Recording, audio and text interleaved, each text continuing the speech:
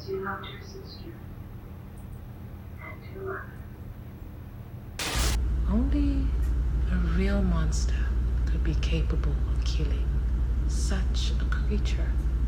So, will you die to sickness?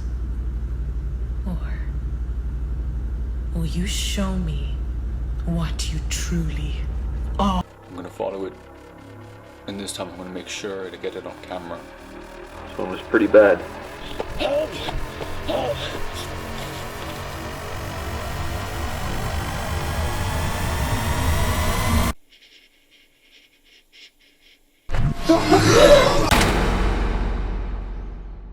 Hello gorgeous people, what is going on? And welcome back to another video. In today's video, we are going over a newer internet horror series called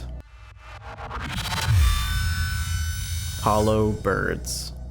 In this series, we learn about R, who's been recently experiencing some disturbing nightmares about monsters. He then draws them as a way to cope with it. He decides to make videos and document everything in an attempt to get answers from people online. But we soon learn that these monsters may in fact be real. Not only that, but they may be stalking him every night. So today, we're gonna watch all the videos in this series and see if we could piece together what is really going on here. Also, you may recognize the main character in this series as Ted, and that's because this series was created by Alex Archives, the same person who made the Ted's Caving Journal analog horror series. So as always, please be sure to go support the original creator of this series, Alex Archives, whose link to their channel will be at the top of the description down below. Please be sure to go and support your internet horror content creators. And alright guys, we have a long one today.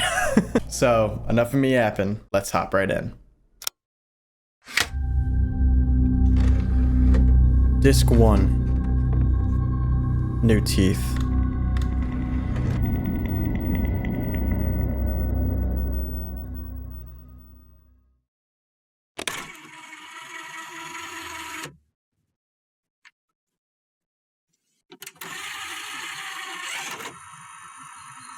Right before it hits the corner is crazy. How dare you cut right there. Warning, the following footage contains disturbing material that might be inappropriate for certain individuals. Viewer discretion advised. I'm gonna pause for a second just because I already know I'm not gonna be able to read this in time. Property of T chemical. Reminder, the following footage displays the first recorded case of a supposed successful conversion. Buyer's consideration is advised. Subject has been labeled as such. Exhibit 10. 2007, November 21st. Wait, what was that? I'm sorry. Security guard found knocked out.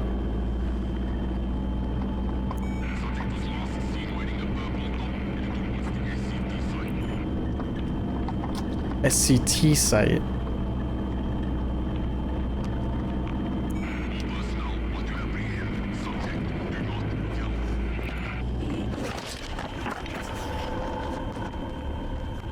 Okay, so we're hunting down someone or something. Exhibit 10, it seems.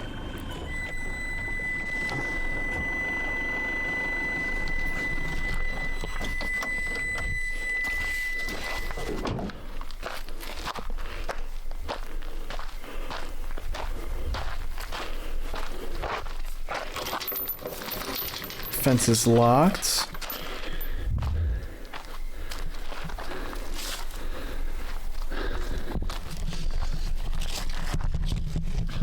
Alright, so we're hopping over. We don't have time to get the key.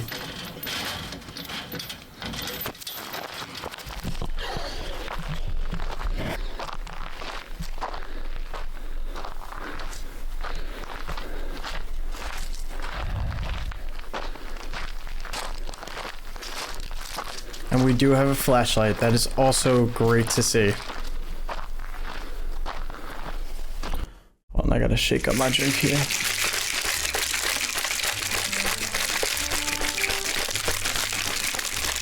I'm not gonna lie guys, it's 9 p.m, but this is gonna be a long recording session. I personally prefer to record at night just because it's creepier, but I usually am tired by this time. So It's a little contradicting, but I'm having an energy drink right now to try to counteract that.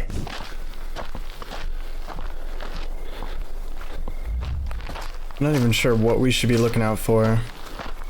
Is our character armed in any way? It said it took out a security guard, right? So... has to be aggressive.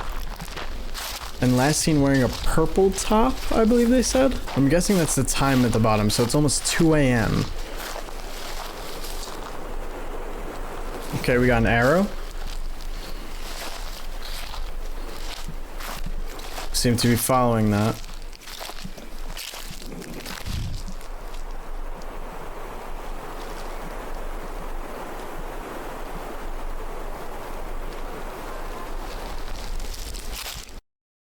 I didn't even...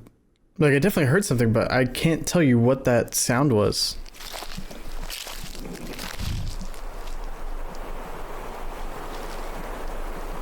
Yeah, that was definitely something, but I don't even know what that sounded like.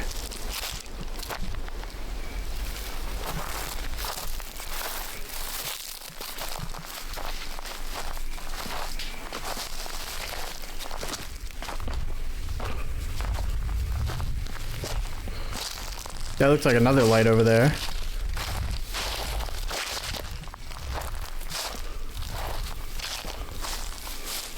Yep, another person also searching, I guess. Okay, so they got several people on this right now. Okay, we reached a gate. Did we go too far?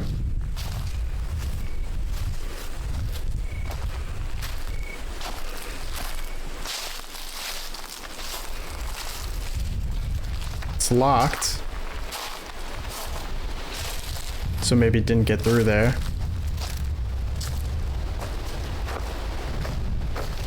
Some kind of wire. Where are we right now? I feel like we're not. Are we just in the middle of some kind of forest or something?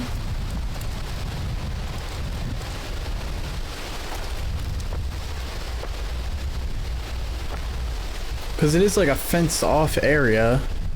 And there's a wire on the ground.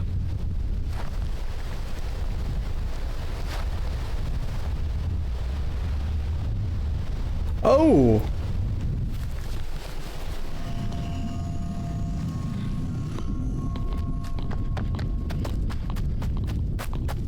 Okay, alright, yeah, good idea. Yeah, let's run. That growl did not sound like whatever we're looking after is small. Whatever we're looking for is definitely not small.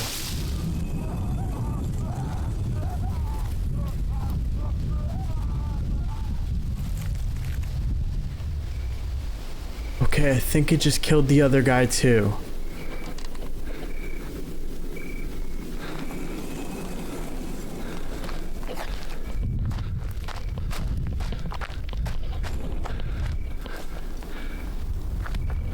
Okay, that's weird because I heard a... Whoa. Hold on. This guy is missing his legs. Whatever this thing is, it took this dude's legs.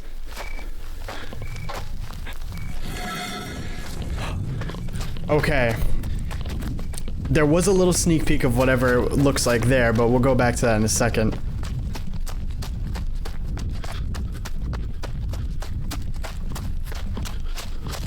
Alright.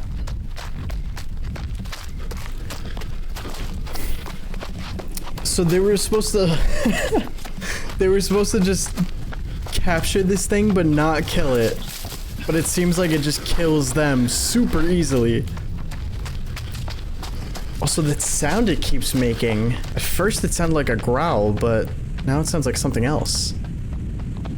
Oh, we're making it back to the car. Okay. That's good. Probably be safer in the car. Keep running, keep running. You're so close.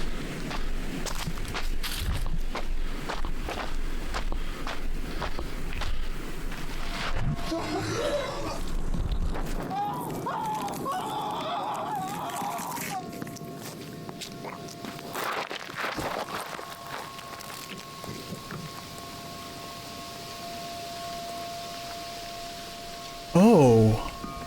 Oh.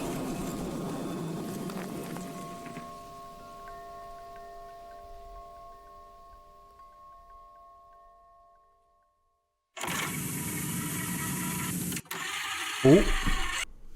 Not gonna catch me slipping with that. Wait, hold on. We got 4 more seconds. Is there anything else? No. Okay.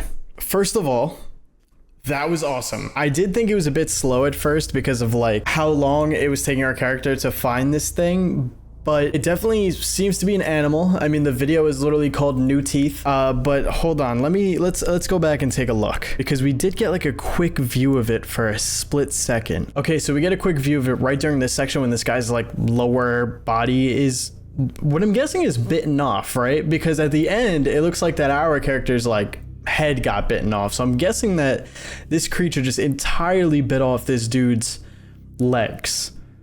Because that looks like a clean cut too. Ooh. Oh, I almost got it perfect. All right, that seems to be like the best way of seeing it. Dude, it looks really big. It looks huge. I don't know what this company was thinking. I'm guessing it's T Chemical, because that's what it said at the beginning of this video. I don't know what T Chemical was thinking, sending out these dweebs to go and capture this thing, because these guys did not seem armed. They were wearing like reflective jackets, and they were told to capture this thing without killing it. And look at this thing's hands. I think these are nails. Those are huge and look really sharp. This arm looks gigantic. It looks like, so imagine like this is a leg, this is a leg, this is the arm, and then the head is somewhere up here. And then I think we get another look at it here towards the end. Yep. Kind of. We see the inside of its mouth, which, look at those teeth, bro. Look at those teeth. It's looking like a dinosaur, honestly, just from this mouth POV, but that body didn't really look like a dinosaur. At least how we saw it, it didn't. Another thing is how it sounded. Like, just listen to this here.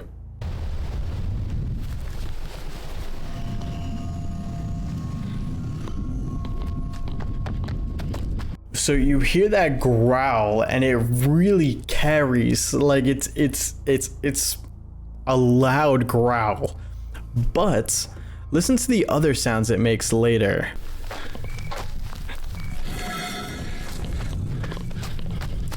And now, for a second, I thought that was just like a random sound effect, but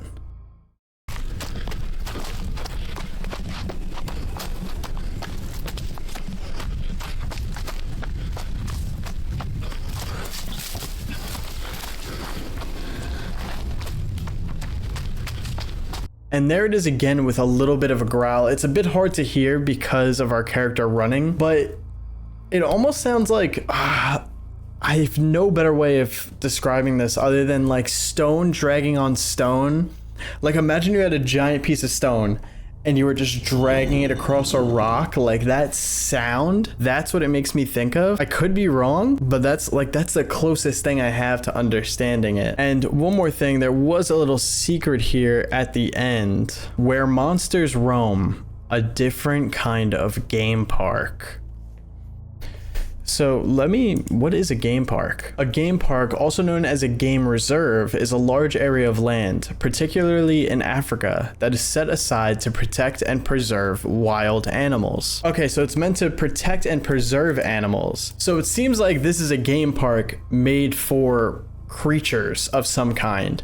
Again, looked like dinosaurs, but the body didn't really look like a dinosaur.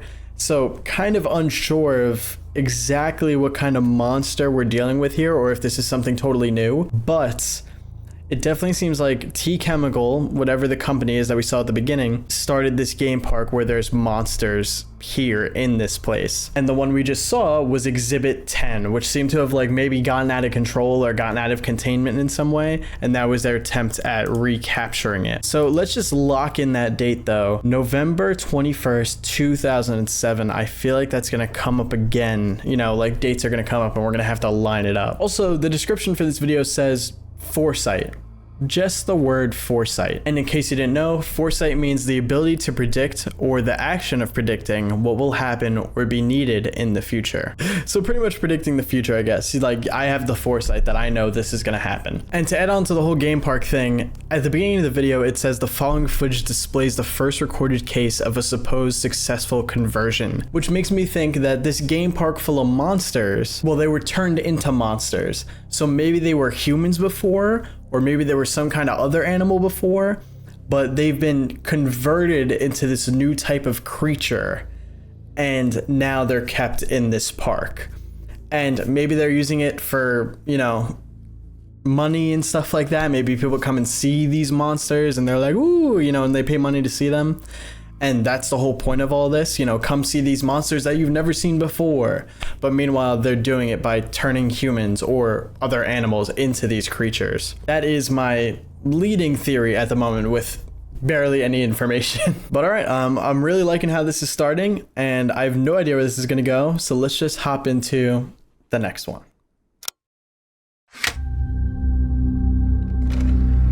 Disc 2, Log 1, Drawings.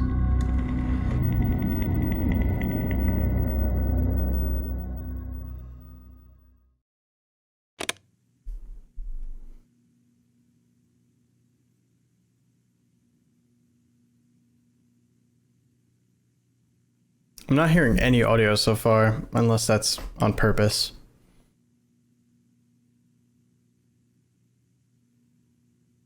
Okay.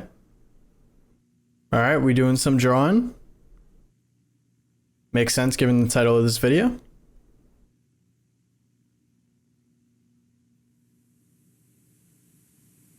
I'm hearing some audio now. Anthony, you just won Food Battle 2007.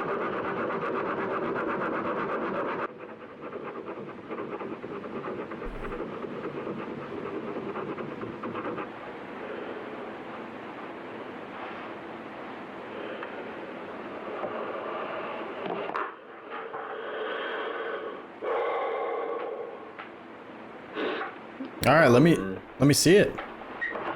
Hey Anna. Here's today's drawing. Yeah, I don't know if you can see it very well, but I'll send pictures. Yeah, this one was pretty bad. Still struggling to sleep. Anyways, I hope you had a nice day today. Yeah, I love you. Bye.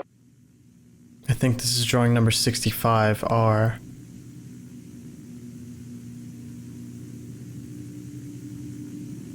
What am I even looking at? Hold on, did you see that little sneak at the end there? Property of T chemical, and that's only in the captions. So I'm very happy that we have captions on for this series, because it seems that there are maybe some hidden things in the captions here and there. And apparently this is drawing number 65? That's a lot of drawings if they're all like this. I don't even know what this is. It looks like, dude, I have no idea. I want to say it looks like some kind of like really thick tree branch with an eye in it, but even still, like, what kind of tree branch looks like that? These videos are also being made for Anna, who he says I love you to. It says this one was pretty bad, still struggling to sleep, sorry, counted properly, 56. Okay, so this is actually drawing number 56. Okay, so he's recording these videos for Anna, showing her his drawings and kind of giving her like a little life update. And apparently this happened at 2 a.m. because of what it says in the description. Yeah, I'm very confused, but this is log 1 and there are a lot of log videos after this. So it seems that we're going to be following this character for quite a while, and they're going to be documenting like their own perspective on things. I have no idea how this connects to the last video, other than the fact that maybe you could say this thing looks like a monster that maybe our character saw at this game park, but even still, what kind of monster is this, dude? It's just so weird how it looks. And also the fact that it says property of T chemical at the end seems like all of these events have happened already that are going to be in these log videos, and T chemical now has these in their possession. But I mean, not much to say about that one, so let's go into the next one. Disc 3, Log 2, Drawings Update.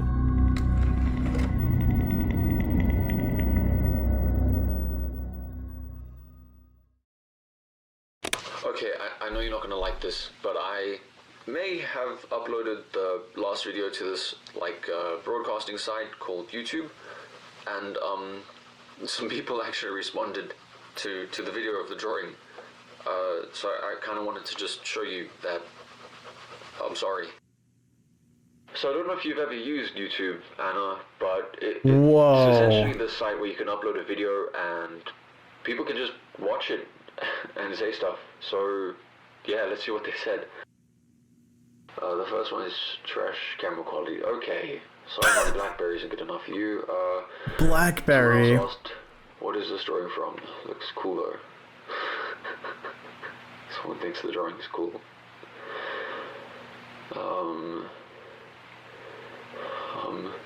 Thanks for the nightmare, people.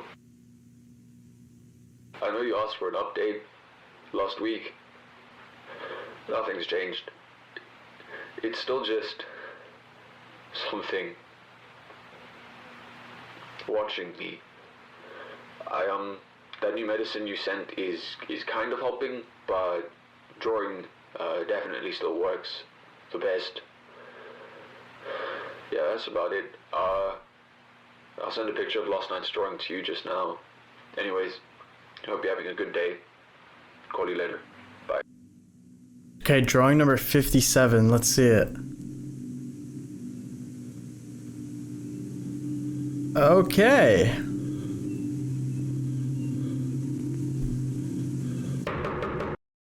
Oof. Okay, pretty decent amount of information to go through here. Okay, so it turns out the last video that we watched was actually uploaded to YouTube by our main character R here. Don't know their full name yet. It seems that they're making these videos for Anna, but also uploading them to YouTube because they're hoping to get help on what's going on with them. I mean, this is drawing number 57, dude. Drawing number 57 of these creepy ass creatures. Okay, so our character here says to Anna, like, listen, the medicine that you sent me recently has helped a bit, but drawing helps me more. And they feel like they're being watched by something. So it seems like our character has something definitely wrong with him. Exactly what that is, I'm not too sure yet. But definitely drawing these creatures is helping him cope with it. Now, for this drawing this time, this definitely looks like a tree on the right side. And then we have some kind of wall, and then this thing with teeth, which looks like some kind of like really messed up version of a dinosaur again. You could say that maybe this even looks somewhat similar to what we saw in the first episode just based on the teeth alone. But what's interesting to me is the shadow that comes down here. I would say it's a tree branch, but I don't know. It looks like it could be something's tail. It's very weird. It's not connected to this tree here, this shadow. And even this creature with its head, it almost looks like it's a part of the wall, right? With the way that this comes out here. So this is really weird to me. Again, it's just as confusing as the last drawing. Now, going back to the YouTube thing, I was curious if there were any kind of secrets or anything in here. So the really cool part is that this YouTube link up here actually links to the Log 1 Drawings video, which is an insane level of detail. On Google, we Googled creepy drawing. For some reason, we have Bowser's Castle, it says up here. And then obviously this is the old YouTube layout, like real old school YouTube layout. Their username is Stonecraft23LOL1818. I don't think that there's any meaning to that. I mean, the fact that it's Stonecraft, and we did hear like that stoning sound in the first video. Then we get to the YouTube comments, which I mean, this is pretty accurate. Trash camera quality, lulz, creepy eye, looks cool though, thanks for the nightmare fuel, and that eye is staring at my soul. Nothing too crazy there. Another cool little detail is the evolution of dancing video and all the Smosh videos, which are like obviously old school YouTube classics, but also the Floyd's Tomb video. from Ted's Caving Journal, which that video is made by the same creator, so that is a awesome little reference thrown in there. It just goes to show the level of detail that is going into this series is insane so far, and we're only on episode 3. But again, our character seems to have something wrong with them. They're taking medicine for it and coping for it by drawing these creatures that I guess they're seeing or thinking is watching them.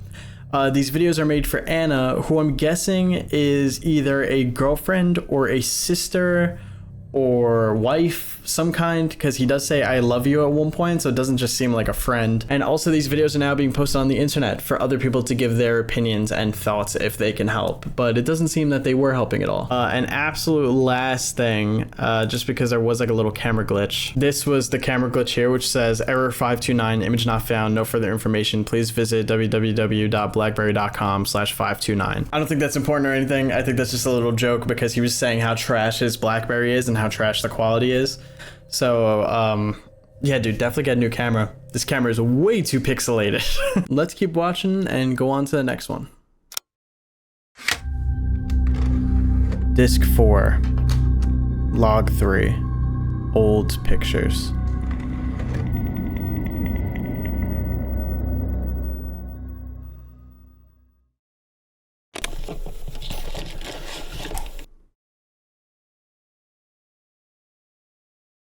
Do you think I wouldn't catch that, Alex? Did you think that you could get something past me that's a split second long? Is that what you thought? Well, I caught it. Did you guys catch it? October 22nd, 1994. 1:06 a.m. And then? August 13th, 2007. 3:28 p.m. Interesting. I'll write that down.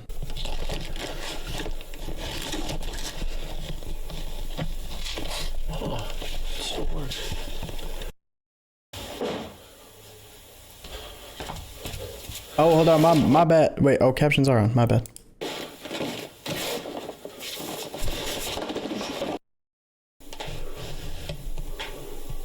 Is this a new camera? Okay. Yeah, no, everything's fine. Sorry for calling a bit early today. No, it's not a problem. Yeah, so a guy came knocking yesterday, delivering some boxes. He didn't say where he was from, even though I asked. He said I should call you. Oh, so that was the knocking at the end of the last video. Okay, that makes sense. Do you know anything about that? Yeah. It's our old stuff from Nurturing Souls. Our children's home? Yeah, they closed down a few weeks ago and they called me asking if we wanted our old things. And I gave them the house's address and I forgot all about it. Sorry. No, it's fine. It's okay. Yeah, you can just put them somewhere for now and I'll unpack them when I get home next month. No, I can unpack them. I've kind of already started. Are you sure? Yeah, no, it's fine. Because you really don't have to. I know that, like, you don't have the best of memories from that. I know. No, that'll be fine. Oh, it's Morse code. The glitches are Morse code. Okay, you can see it in the captions when it's like underscore dot dot or whatever. That's the Morse code. All right, so we'll go back after all this and I'll go through the Morse code. Yeah, no, sure, I'll do that right now. Find anything interesting? Not really. Just some of our old, like, documents and books and stuff. I think this is my old kid's drawings. Yeah, so he's been drawing. There's some of our old clothes, some of our old toys as well.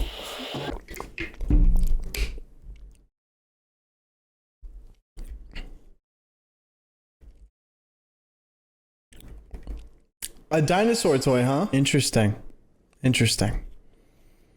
Toys as well. Here's your old cowboy hat that you used to wear all the time. Oh, please keep that. Please keep it for me, please. Yeah, I will. Okay. I'll probably give some of this stuff a clean though, because it's all kind of dirty and dusty. Yeah.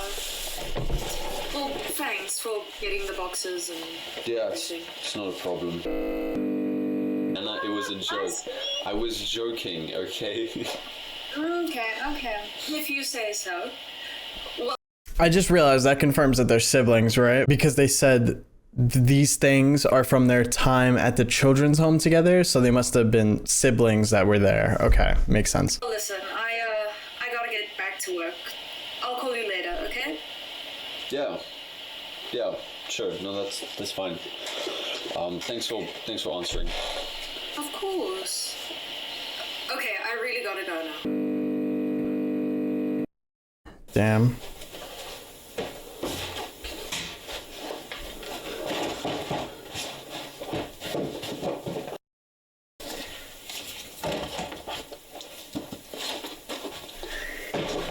Oh.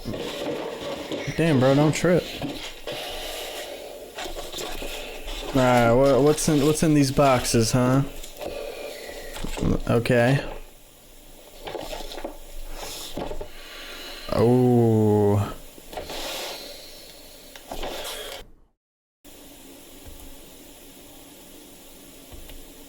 Remember, these videos are kind of in DVD format. Like the very first video that we saw was for sure a DVD. Oh.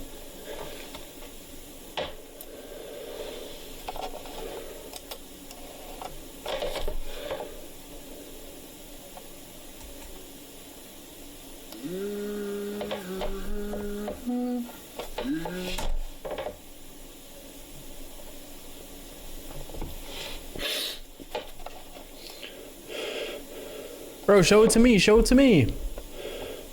Point the camera at your screen.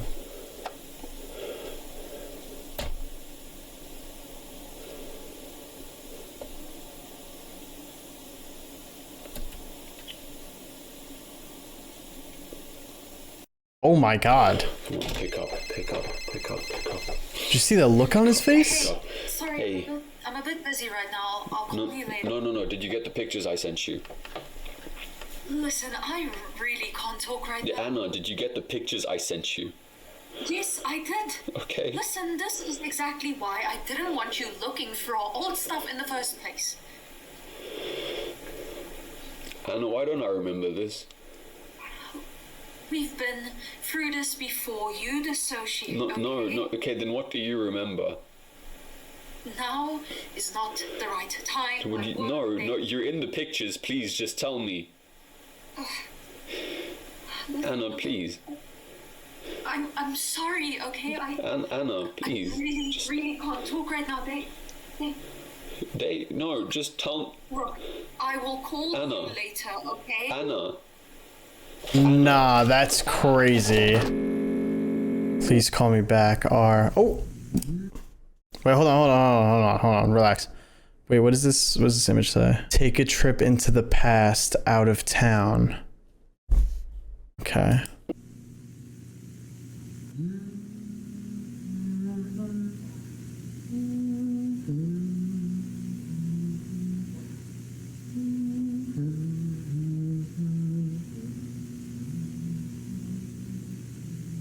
My son's seventh bestest birthday, 17th of October, 94.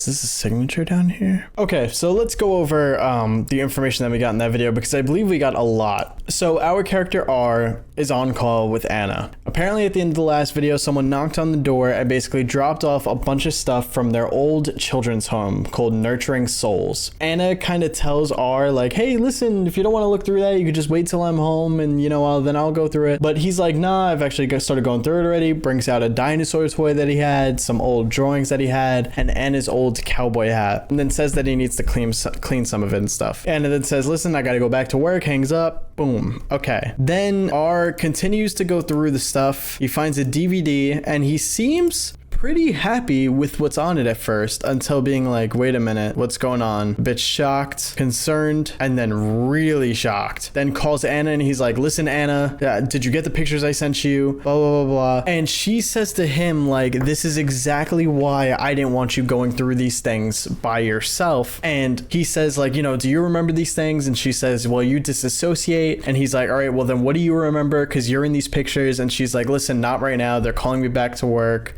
They're calling me back to work. Hangs up. Which, listen, when your brother's in a state of mind like this, I think you should be like, yo, work, I gotta call out for an emergency. Like, this is, my brother's going through something really bad because he is freaking out. So let's just take a look at them again. So I don't really see anything wrong with this photo. But then we get to this photo, which here is R, and then here is Anna, and we know that this is Anna because of the cowboy hat that she specifically says was hers. And we have this thing in the water which looks like a dinosaur, but I'm pretty sure it's just a dinosaur statue. Then the next image is this, which is R and Anna again, but there's a giant crocodile in the background. At least I'm guessing this is a crocodile or alligator. And what's interesting about this is I feel it looks very similar to this drawing. Now, given the teeth are a bit exaggerated and stuff, but it seems very similar. So now I'm wondering, because Anna and R discuss about how he had a really bad time at their children's home. Did something traumatic happen where they were around these creatures or these statues and it left some kind of mark on him, you know, gave him some kind of trauma, and now he draws these things from memory? There's definitely something we don't know, and Anna knows obviously what happened and doesn't feel like going over this with R right now because it might just be a lot for them to get through. Another interesting thing is, remember how I called out the date at the beginning of the video? It was October 22nd, 94, and this is October 17th, 94. So it makes me wonder if something really bad happened on this date and then something really bad happened on the 22nd. Oh my God, wait. If this is a new camera and the last date it was used was October 22nd, 1994, then he probably found that camera in this box of stuff. So that camera also probably shot these photos and stuff like that. So I wonder if there's more than this on the camera and in the boxes, but I guess we'll have to see. Also, give me a second because I'm gonna try to go through the Morse code in this video and see if I could spell out whatever it says. So I just took a minute to go through the Morse code that went through that video, and I got EmortalMarcus. So INOTAMN. Now the N I'm not too sure about because obviously you saw the Morse code like in the captions throughout the whole video, but listen to this part at the end. That sounds like another letter of Morse code, an underscore and then a dot. So if you do that underscore and a dot, you get the N. But either way, I have no understanding of what Enotam means, with or without the N. I tried looking up things and couldn't quite find anything, so I'm not sure if this is something that is going to continue as videos go on, and then maybe when we get more letters, we'll be able to spell out something more. I even tried unscrambling the letters, and the best that you can get is I am not, if you take away the N, but even that I'm not sure makes sense. So I guess we'll just have to hold off on that and I'll see as we continue. So another thing that I wanted to mention is that this video takes place in August 13th of 2007. So all these logs are taking place close around the same date. But the first video that we watched, New Teeth, actually takes place in November of 2007. So there's quite a few months in between these, and we're watching videos that took place before that. So how is that going to lead up to New Teeth, and why are they showing us these videos, which seem totally separate from the first video that we watched? The first video we watched about creatures in a game park, and now we're getting someone's perspective about them struggling to sleep, disassociating, and drawing these monsters, but not really much of a connection there yet, other than the fact that we saw those like statues in those pictures, which again, still not sure about. So I think we're just gonna jump into the next video, see if we can find out some more information, and then I'm gonna try to craft a little theory from there. So let's hop into the next one. Disc 5, Log 4. Burnt egg.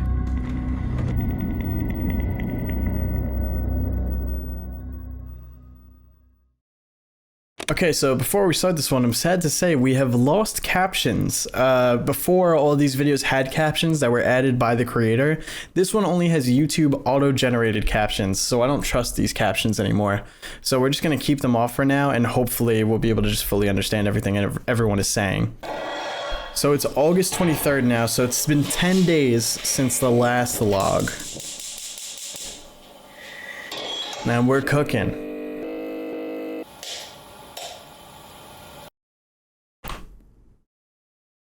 Okay. Immediately I understand what's going on. So the reason the captions were taken away is because in the previous video we were taught how the Morse code works in video. We were told that the longer glitches are underscores and the shorter ones are the dots. So now we have to do the Morse code, we have to write it down without actually being told what it is on screen. So like, let me just play it again. So that was like an underscore and 2 dots. So I am going to write that down. I'm gonna write them down as we go this time. All right, we're making some eggs. I think that was an underscore.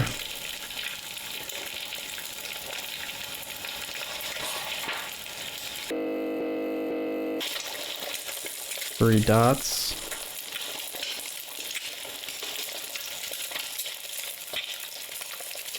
Animals can be almost human. What an interesting book title. Oh, and this is still stuff that he's getting from the box from his children's home.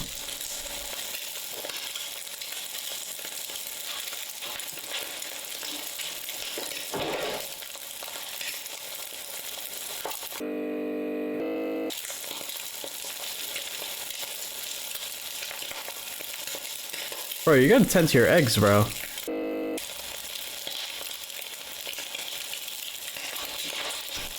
Yeah, Goofy.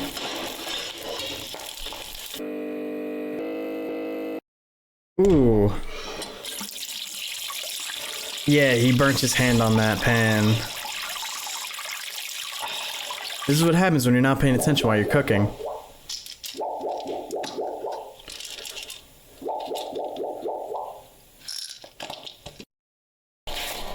Wait, is that his medicine that he took?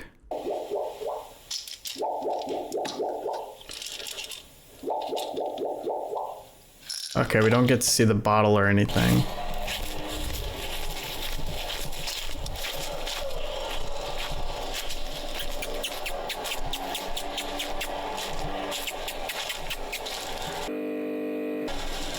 Hey! Hey, doggo! Hey! Hello? Are you okay? Hey, what's wrong? Aww, Hey?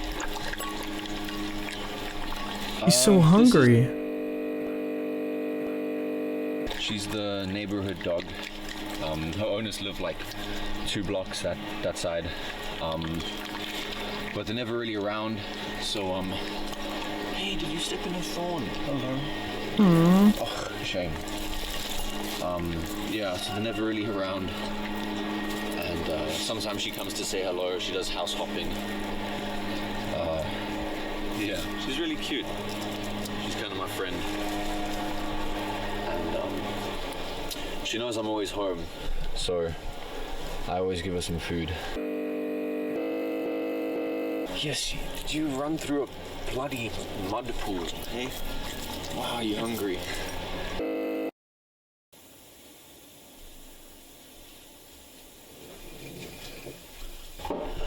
Oh, wait. Was that the sound? Hungry.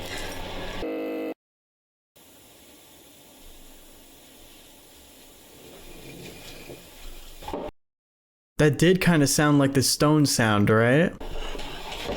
Damn, 2 a.m. again.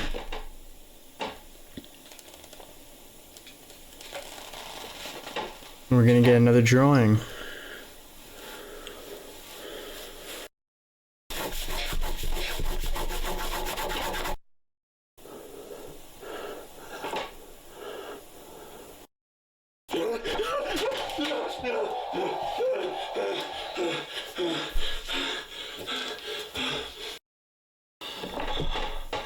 Holy nightmare. Did you see the sweat on his shirt too? We're gonna go back and look at everything, don't worry. And now it's 7:50 a.m.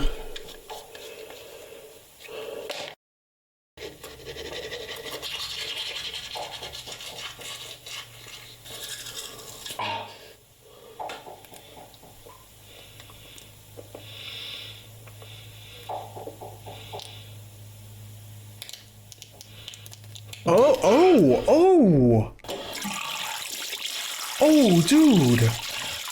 Dude. Oh my god. Hey,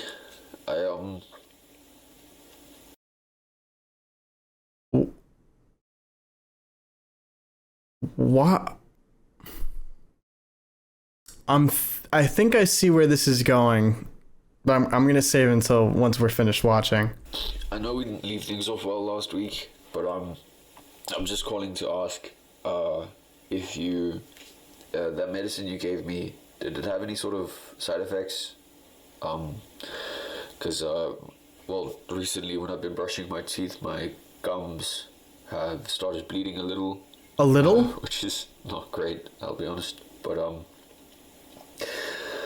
yeah, I just want to ask if, you know, if that's a thing. Maybe your work has dental. But, don't stress, I am fine. I'm okay. Yeah, I also forgot to tell you I found Mum's old camera. It was in one of those boxes. You know, the one she used to take with her everywhere we went, all the time.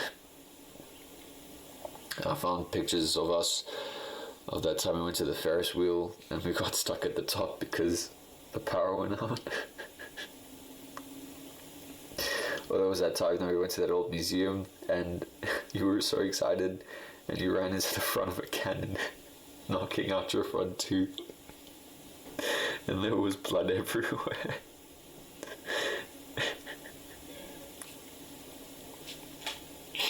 But I just, those pictures, and, they, my nightmares have gotten worse, and I'm starting to see them. It's all just becoming a lot more intense right now, and I could really use someone to talk to, so if you find the time, please call me back. Don't look so blue, your mom is here to smile for you. There's that sound again. Drawing number 58.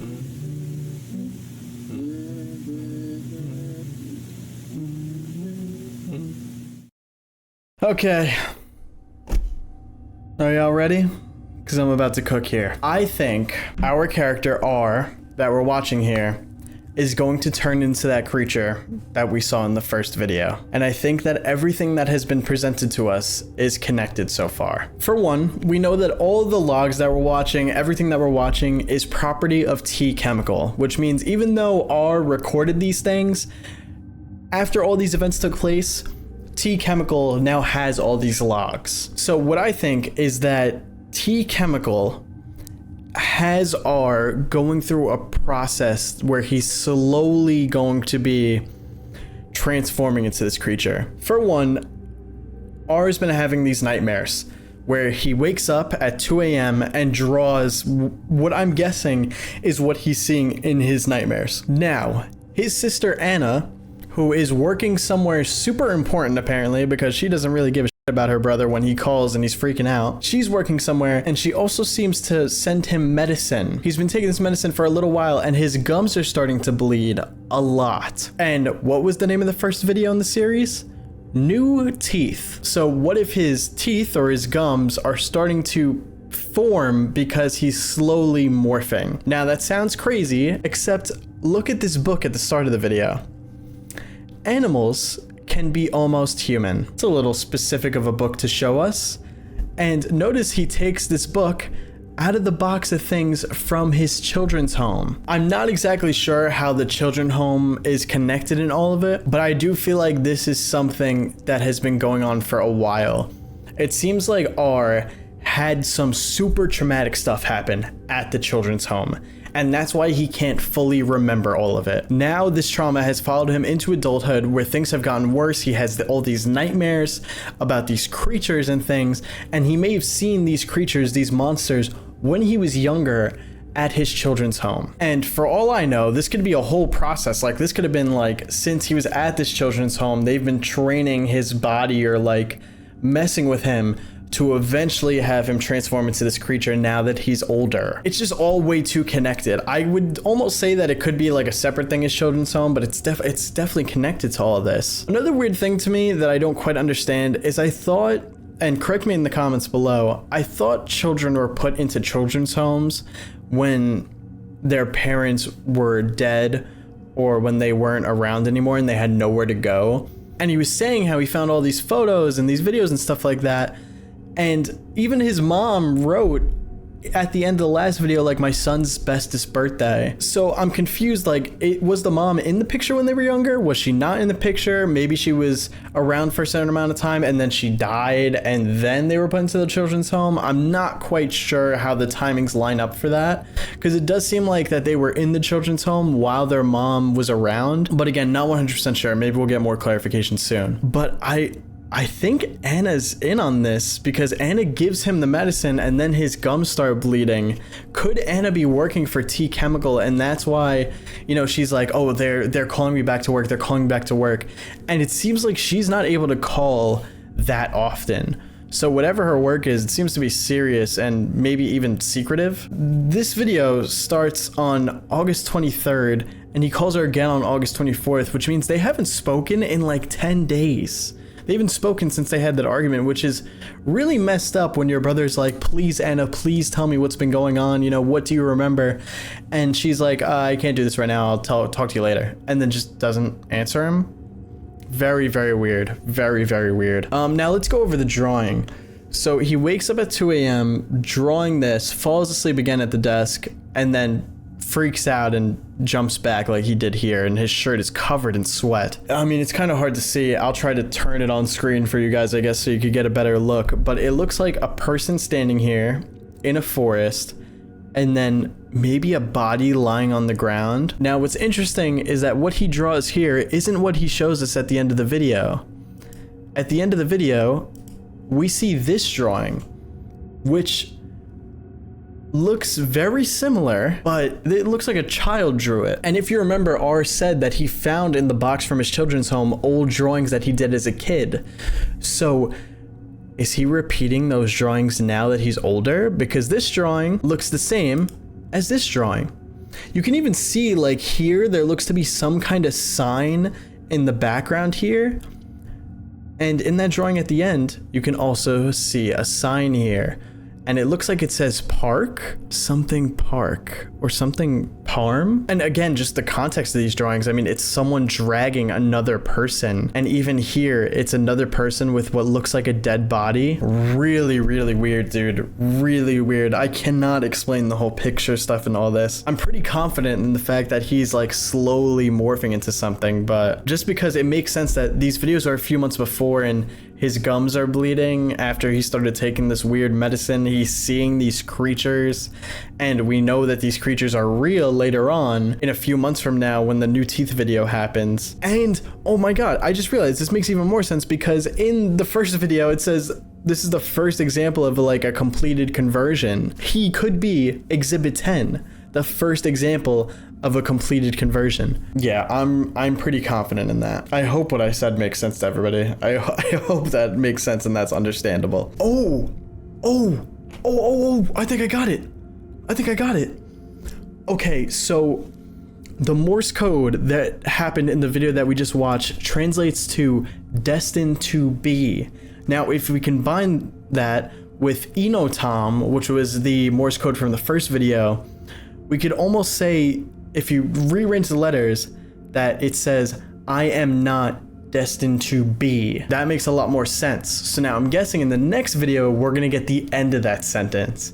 And if that says like human or something, so that it ends up saying I am not destined to be human, my theory is correct 100%. But yeah, now we have to continue watching. I gotta see if I'm right about that. All right, here we go.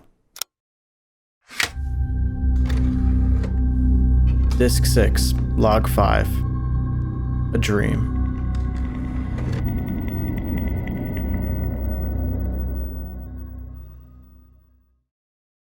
It's like 3 feet high. Give me a break, man. Yesterday I pulled a muscle playing Wii tennis. Wii tennis. It's a physically demanding sport. Hey, so I know you haven't been able to answer the phone recently, but I know you have been seeing the videos, so I thought I'd just make one quickly. I've been watching a lot of these funny videos by these two guys called Smosh, and Hey! I find them really funny. They make like these comedy sketch videos, but I don't know if it's your kind of humor. Anyways, it gave me an idea. I know you've been worrying a lot about me recently, and I just want to say that I'm fine. I'm doing good. Has she been though, brother? Has she been? She hasn't answered the phone in like 14 days at this point or some ridiculousness. It has been 2 weeks and she has not called you knowing that you are going through what you're going through right now. That is an L sister, dude. Bad sister. Bad sister. She does not care about you, bro. Especially if she's watching the videos but can't give you a quick phone call. Nah. And it sucks. And yeah, I think I finally found something that I really want to try and do. I know it sounds stupid, but I thought that I could also try and make cool videos, you know? Like maybe I can do something with the drawing and then make like funny sketches, you know? I think that'd be a really cool idea. I know it does sound stupid, but yeah, it's something I really want to try to do for once. So yeah, that's honestly, that's about it. So see ya. Okay, so I guess not much to say in that one other than he's had a good 4 days. He seems very chill, happy. He seems like, you know, he wants to move on from this. If he does the drawings, he wants to try to incorporate it into some funny sketches to try to do some YouTube videos, which is really cool. We love to see hope in a main character of a horror series. We love that. The only thing I will say is I think that this is a different drawing that he did here. This doesn't look like the exact same one that we saw in the last video because I don't remember like this eye here. So he's definitely still doing the drawings, but he just seems to be higher spirited, which is great. I mean, definitely happy to see that. But all right, we're gonna move on to the next video just right away. So here we go. Disc 7, Log 6. A nightmare.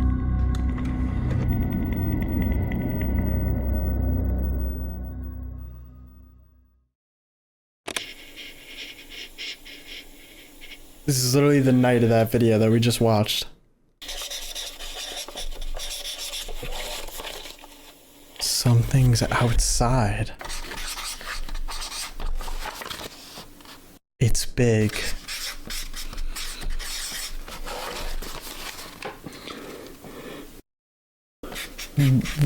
Wait, what did that say? I called police.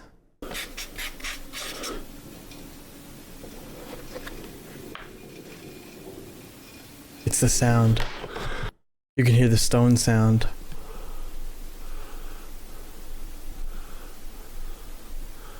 Something's there.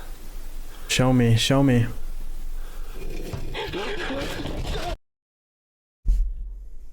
Are you for real right now? There was like 2 flashing images right at the end there. Hold up. Oh! Is that a Triceratops? Okay, so I don't know. It's like that creature that we saw in the first video, the way it looked didn't, like its body didn't look like a dinosaur, but its mouth did. But then this is a straight up dinosaur. This is for sure a dinosaur. There it is. Okay, here we go. On the Move by H. Stoop. Huge, scaly monsters have started a long, slow. This looks like it's from a newspaper. Have started a long, slow what? Okay, so I just looked up an image of a Triceratops. This is 100% the thing that we just saw that he showed us outside is this dinosaur right here. So now at the game park, are they making monsters? Are they making dinosaurs? Maybe that newspaper article that we saw in the first video saying monsters was just another way for them to say dinosaurs, you know, like a catchy newspaper headline. But it seems like dinosaurs are real. I mean, he saw it in the yard. And I would say, like, he's been saying that he's been seeing things and that he thinks they're real or whatever, but he just showed us and we saw it on camera just now. And he called the police, so I guess we'll see if the police help in any way or if they actually see this thing too. But I feel so bad for R because he was just super happy and hopeful and starting to, I guess, relax a bit with what's been going on to him. And then he sees a Triceratops in his backyard. I mean, it's just really sad. Really sad, dude. Disc 8, Log 7. Proof.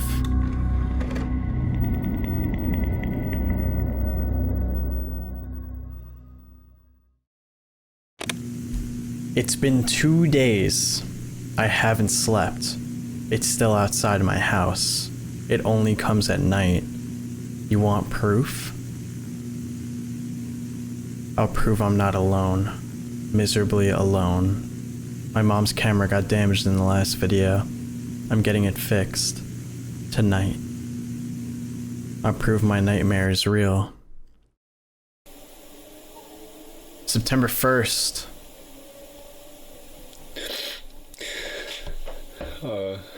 Hi. Hey, Mom.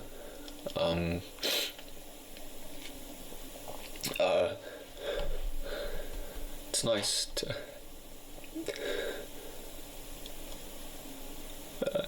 I just wanted to say that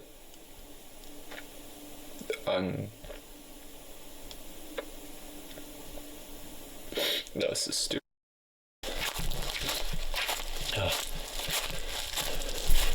I'm gonna try to wait it out. It only comes at night. Like 1 in the morning. I haven't slept. I'm gonna hide here. If anything moves, the light should come on. Yeah.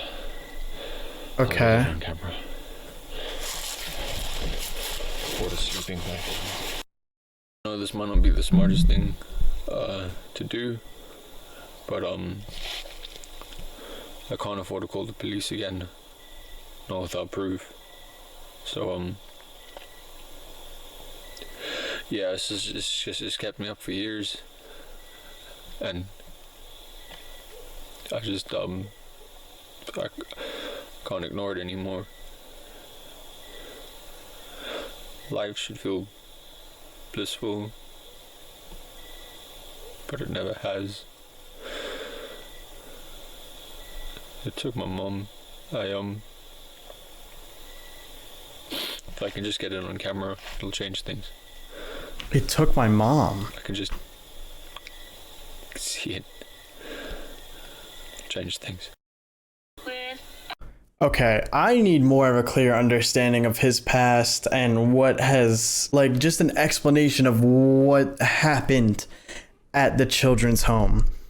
Because mom is clearly not around anymore, and now he's saying that this thing took his mom. So, like, what exactly happened when he was younger, like, that this has been haunting him like this? I mean, I don't think it's been in the yard every day. You know what I mean? I mean, I definitely think it has been the last couple days, but it definitely hasn't been for years. You know what I'm saying? So, first of all, why is this thing appearing now? And what exactly does it have to do with his mom? Another thing is, I guess, just to explain what's happening right now, he plans on showing actual proof because people in the YouTube comments when he uploaded this video to YouTube did not think that that was good enough proof, that little glitch frame that we saw last time. And apparently when he called the police, he didn't have any proof of it either. So now he's hoping to get it on video right in front of the camera, and then he could show that to police and I guess to YouTube as well.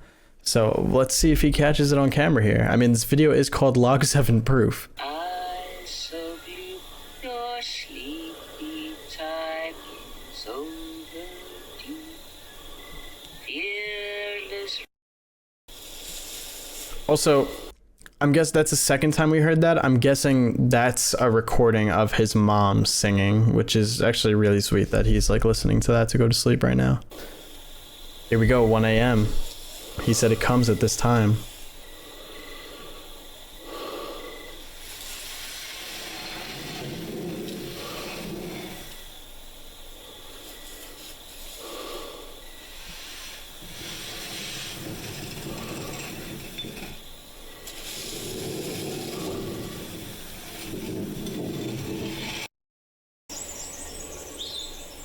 Okay, he got it on camera, kind of. Bro slept through the entire thing. So right here, we could see the horns from it and like the nose horn as well. So it definitely showed up last night and like just came really close to him, I guess, and then moved away. Interesting that I'm not sure if the light is turned on here or if it's still dark, because it does look like there's a shadow here. Obviously he didn't wake up. He didn't get like actual footage of this thing, but it shows that it's not necessarily dangerous. I mean, I'm sure if it was, it would have killed him or ate him right then and there. He literally slept in the yard overnight. So he's still alive. He's still fine. It's very weird. There's so many different angles to this series, but one of them is like, I can't get over the sound, is that it sounds like rock grinding on rock. When you hear these things move, it sounds like giant statues are just dragging across the ground. And on top of that, in the pictures that we saw from when R was younger, the creatures also look like statues. Are people being turned into statues that are able to move? Or are they being able to be turned into dinosaurs? Because then in the first video, we hear that sound of the, stone scraping, but we also see people literally get eaten in that video too. So they can't just be statues that just move, you know what I mean? Like move around. Like they can actually come to life, I guess, and bite things, or it's very weird. I'm still not understanding that. But he was so close to having actual proof, man. If he would have just woke up, picked up the camera, turned on the light on the camera, we could have seen what this thing looked like, if it was like fleshy or if it's just a statue or what. But I will tell you, things are definitely about to pick up in these next few videos, because all of these next few videos are way longer than any of the videos we've previously gone over. And the next one is called Hollow Bird. Disc 9. Hollow Bird.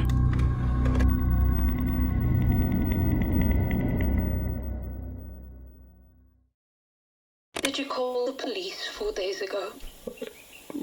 What? Yeah, I did. The video, did you see? Why didn't you tell me? Do you know how scared I was? What? No, why aren't you listening? The video, my nightmare, it's real. Why didn't you call me? I'm your sister. Because you never answer your phone. Spitting facts. Look, I'm sorry. I didn't mean to. No, you're right. You're right. I'm sorry. I'm sorry I haven't been around lately, and I'm sorry I haven't been there for you, but I'm coming home tonight, okay? Anna, I'm no, coming it's fine. home, and I should have never let. Oh god, I don't know if that was an underscore or if it was a dot or not. I didn't know we were gonna get Morse code again. You sort through those boxes. It just made things worse, but I will fix that. I'll explain things. My work, they've been what? lying. I know your nightmares are bad, okay? I know. You don't believe me. But it's not your fault. It's not your fault, Ray. Hold on. Why did that conversation cut off?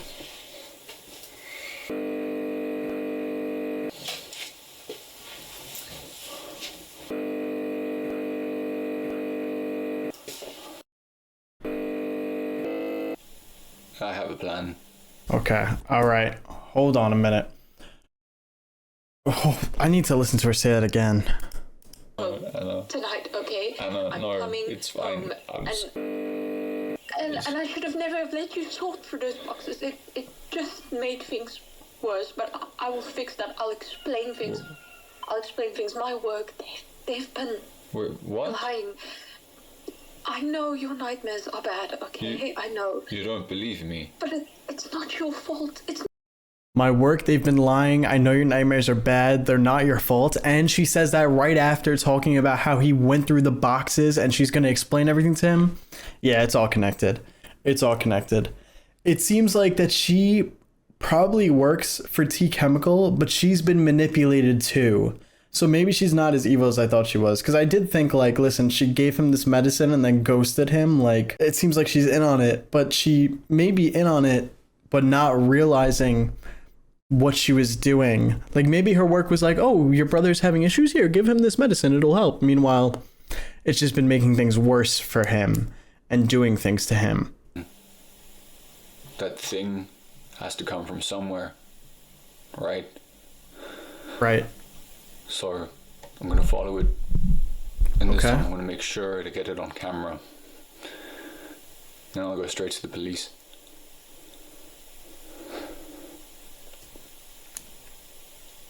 They killed my mom.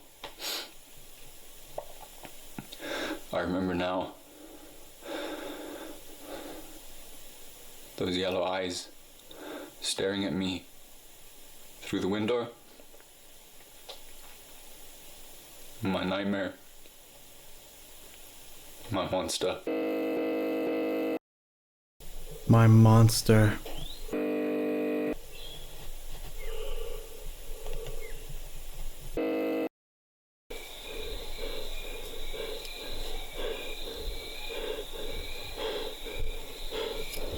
Alright, so now the plan is to wait for it to show up. Then when it leaves, follow it. And it showed up.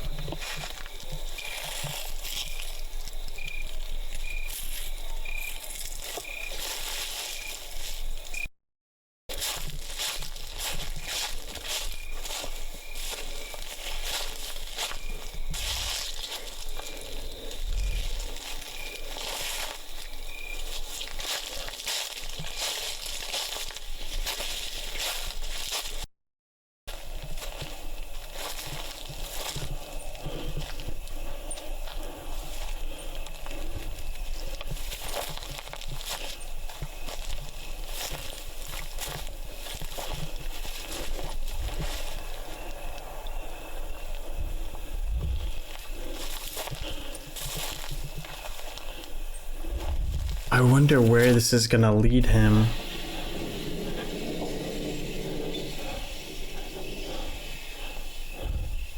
Okay, he's definitely following it.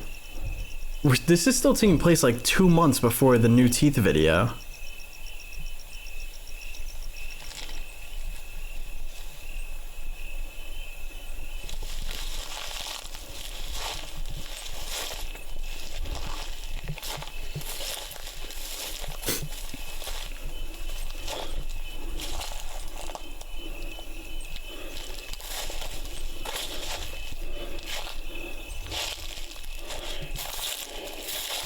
What's that?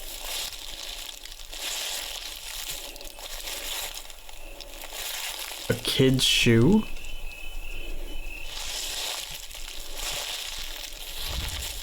That's like a baby shoe too.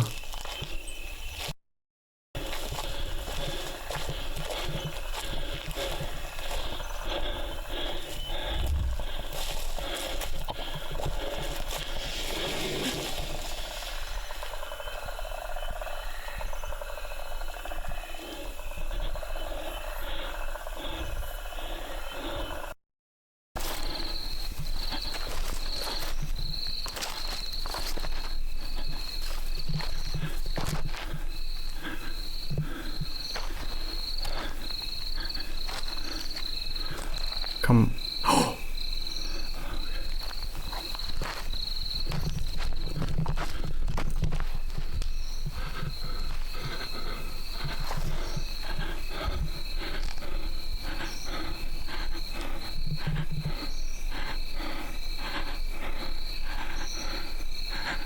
It's completely oh.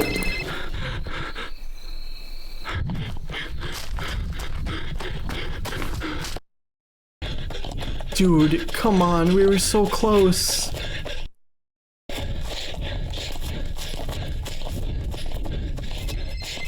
Oh my god, who is calling? Stop. Anna? Oh. Anna, I did it. I got my nightmare on camera. History. There's something outside the house.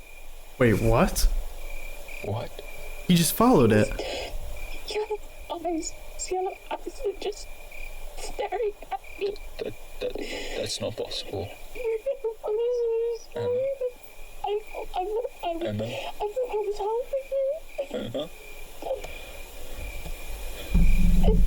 Let's go. Anna? Anna?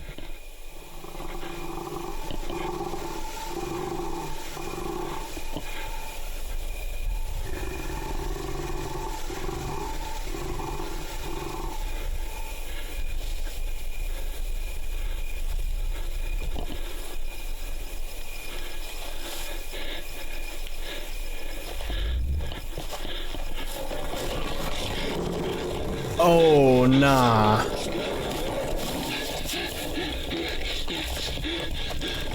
Run, bro, run, bro.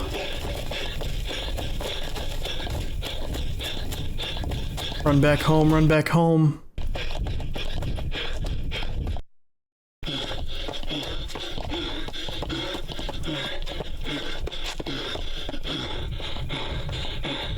Hey! Help! Help! Help! Was that somebody with a light? 911! My sister, she's been hurt. Oh, dude. It was one of the people with the reflective jackets at the end there that we saw in the new teeth video.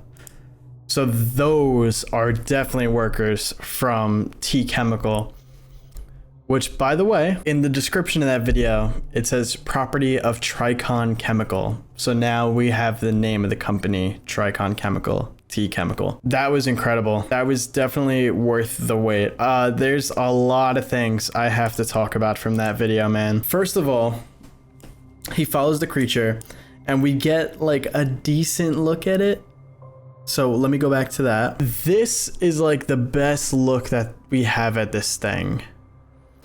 And I'm guessing this is this the Triceratops? Hold on, let me look up my picture of a Triceratops again. Okay, yes, I do think that this is a Triceratops. Actually, I'm not 100% confident because I feel like a lot of dinosaurs have like a similar body structure in a way. But this, I'm guessing this is the Triceratops because the Triceratops is what kept visiting him and this is what he followed. So there's a few things that make that important. This is the Triceratops, right? Okay, cool. Then he runs away because his phone is ringing. And when he picks it up, Anna says that there's something outside with yellow eyes. So now he was just next to the Triceratops. So whatever is at his house with Anna can't be the Triceratops, which now means there's two of these dinosaurs just in the area. The Triceratops that he just followed and whatever Anna is looking at out the window. And she says that it has yellow eyes, similar to what R has said. You know, that's what took his mom. In his memory, he remembers that taking his mom, that killing his mom. So that thing is now back and targeting Anna. And it sounds like it breaks into the house because we hear glass breaking. So Anna might be dead. I don't even know. But another important thing that she says is she says, I thought I was helping you. So I think that just confirms like her giving him the medicine. She thought she was helping him, but in fact, she was just hurting him the whole time. She was just making things worse for him. And then after that, there is now another dinosaur following R, or another creature. And we hear it like, you know, what's the word? Like growling? Growling? Yeah, I think we could say growling. You hear it growling, and so he starts running, and eventually we see it right here.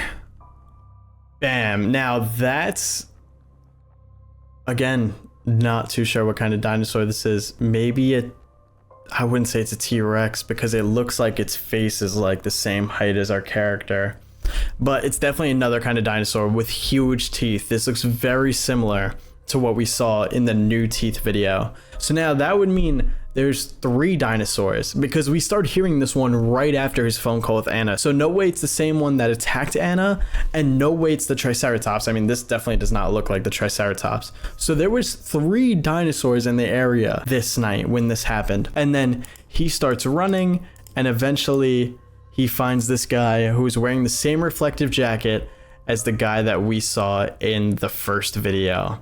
And he punches him in the face, knocking him out and ending the video. I'm guessing that Anna did work at T Chemical, and they knew that Anna was leaving because they found out that Anna knew that T Chemical was lying. So they're like, oh, she's leaving to go back home? All right, then we just need to secure both of them. So they send out the 3 dinosaurs to kind of go after them, I guess, and to help capture them. And then that's also why these guys, these employees, are also here. And now it seems that they probably have R and Anna in their custody, I guess, or like, I guess maybe they have them secured. What's the word for that? Kidnap them, maybe? I don't know. What would you call that? But it seems like they have both of them now. So either that or Anna was killed by one of the dinosaurs, because it sounds like that it aggressively attacked her with breaking in through the window. The only thing I find really weird is that the last thing Anna says on her call, Sienna, I was just staring at me. That's not possible. I was helping you.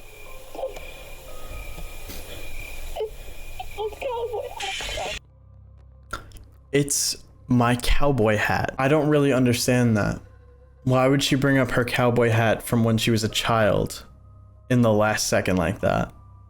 I'm not really sure. But the next video is even longer, and then the video after that is even longer. So I'm excited. We're about to get what I'm guessing are like huge info dumps, and we only have 4 videos left, guys, in the entire series. I believe the series is done. Oh wait, no, I'm lying. No, we're not going yet. I still have to do the Morse code again. I keep forgetting this. It says the monster. So that means all the Morse code we have got so far could translate to, I am not destined to be the monster. But I think R is going to become the monster. Let's jump into the next one. Hey, before we continue, I just want to take a quick break to remind you guys to go support the original creator of this series, Alex Archives. You can support them by going and subscribing to their YouTube channel, which will be linked at the top of the description down below. On their YouTube channel, you could of course watch Hollow Birds, but you could also watch their other series, Ted's Caving Journal, which I highly recommend. Other ways that you could support is by following Alex over on X, and you could become a member on Patreon, where Alex shows all the behind the scenes of how he did Hollow Birds and how he did some of Ted's Caving Journal too. For me, as someone that's currently working on an analog horror series, this has been super informative to me and super inspirational for how I'm going to try to create mine and do some of the finer details. So I definitely recommend you go check it out. Also, while I was editing this, I found out that Alex has a Ko-Fi too, so you guys could be able to go support him there as well. The link to all of these things will be in the description down below. Please be sure to go and support your internet horror content creators. And one more thing before we continue, I just wanted to ask how you're doing. Do you have your snacks? Do you have your water? Are you staying hydrated? If not, be sure to go and grab those things before we continue, and let's hop back in. Disc 10. Schrodinger's Monster.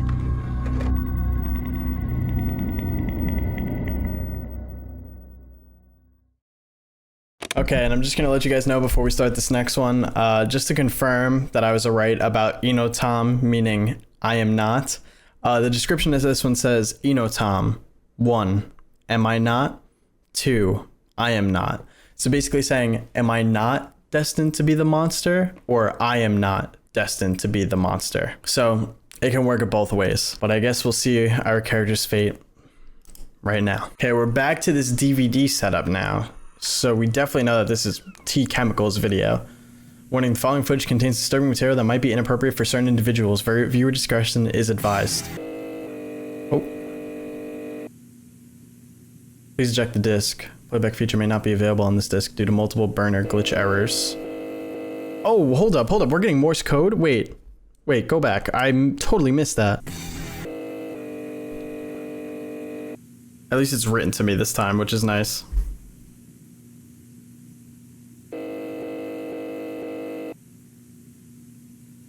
Okay, hold up.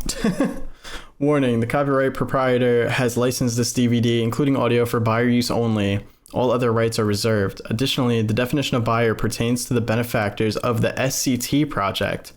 Any unauthorized copying, editing, exhibition, renting, exchanging, hiring, lending, and or broadcasting of this DVD, or any part therefore, is strictly prohibited. This DVD is not to be exported, distributed, and or sold by way of trade without proper license from Thricon Chemical.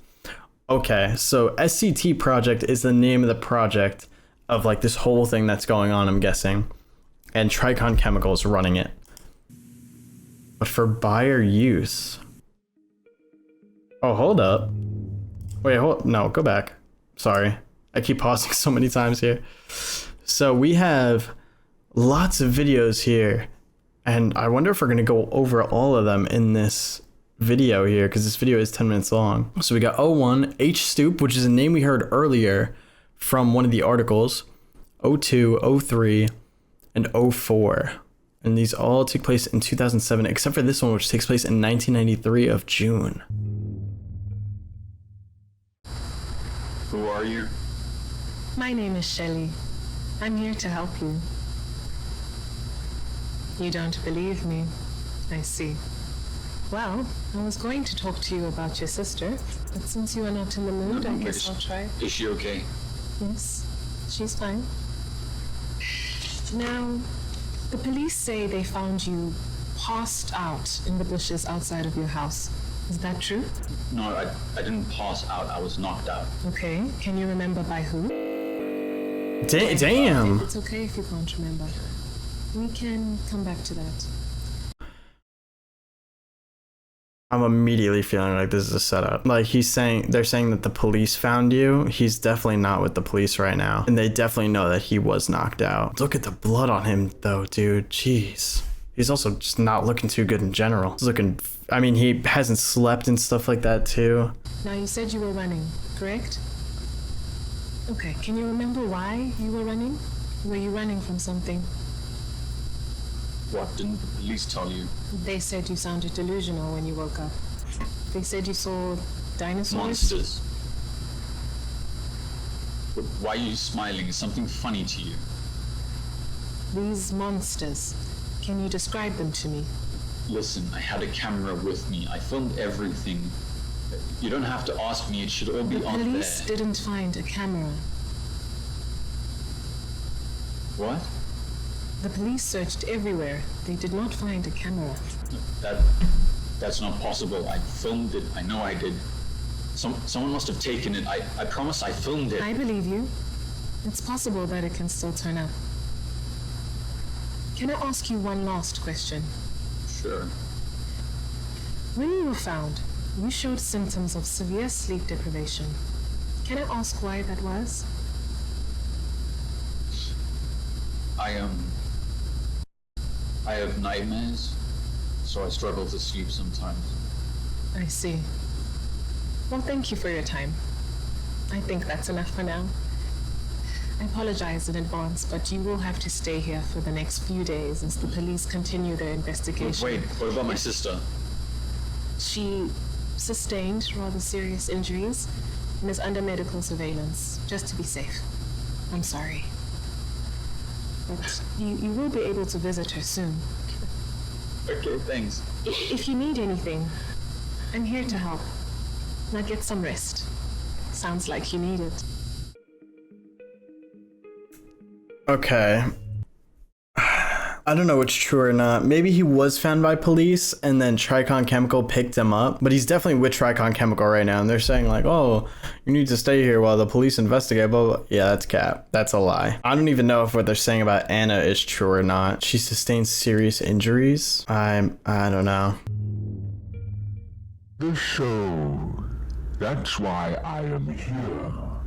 Your company isn't afraid of the moral repercussions my research would entail. But that's besides the point. I can tell you are just as curious or you wouldn't have asked for me. You seek knowledge and wisdom as I once did, and I hope that my wishes can be met with gratification as you so deem. I'm not too understanding of what any of that meant, but I'm sure we will know later. So, the police found these in your home. Can you tell me what they are? They're drawings. Of? My nightmares. Now, these nightmares, are they the same things you were running away from that night of the attack? Yes, they weren't nightmares, they were real. I see. Listen, if you don't believe me, then what attacked my sister? We are still trying to figure that out. Have you found my camera yet? What camera? What, the one I told you about? We still haven't found it. Can I see my sister yet? Almost, I promise. Another 2 or 3 days, and she should be good to see visitors. She is struggling to cope with what happened. Oh, new drawings. She was just trying to help. She always tries to help.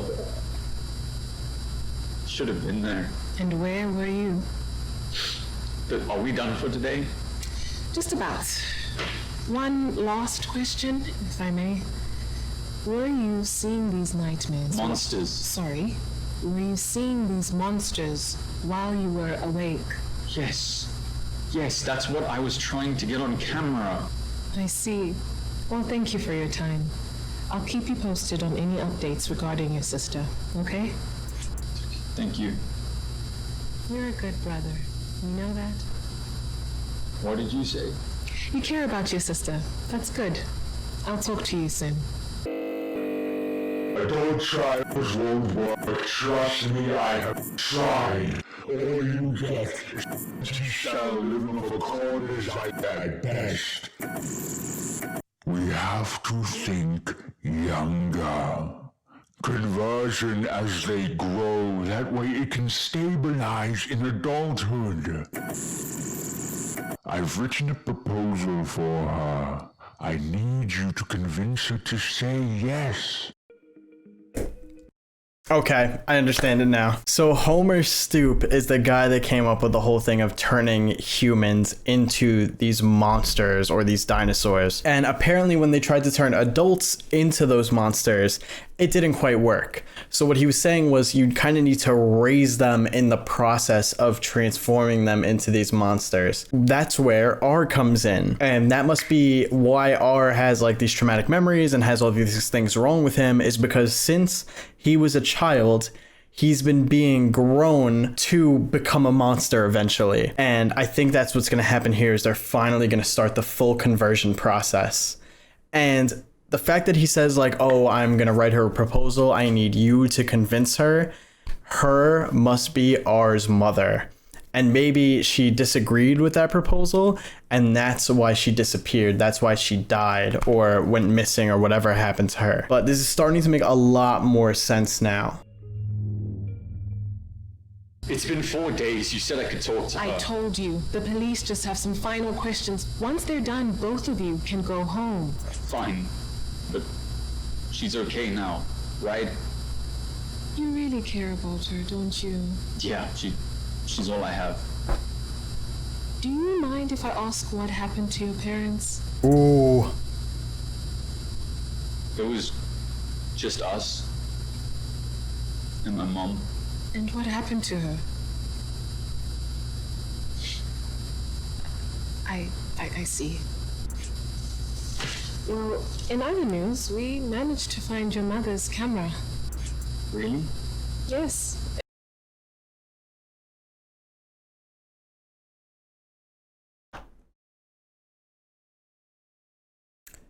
When did he ever say it was his mother's camera? I'm pretty sure he didn't say that. I'm pretty sure he just said my camera.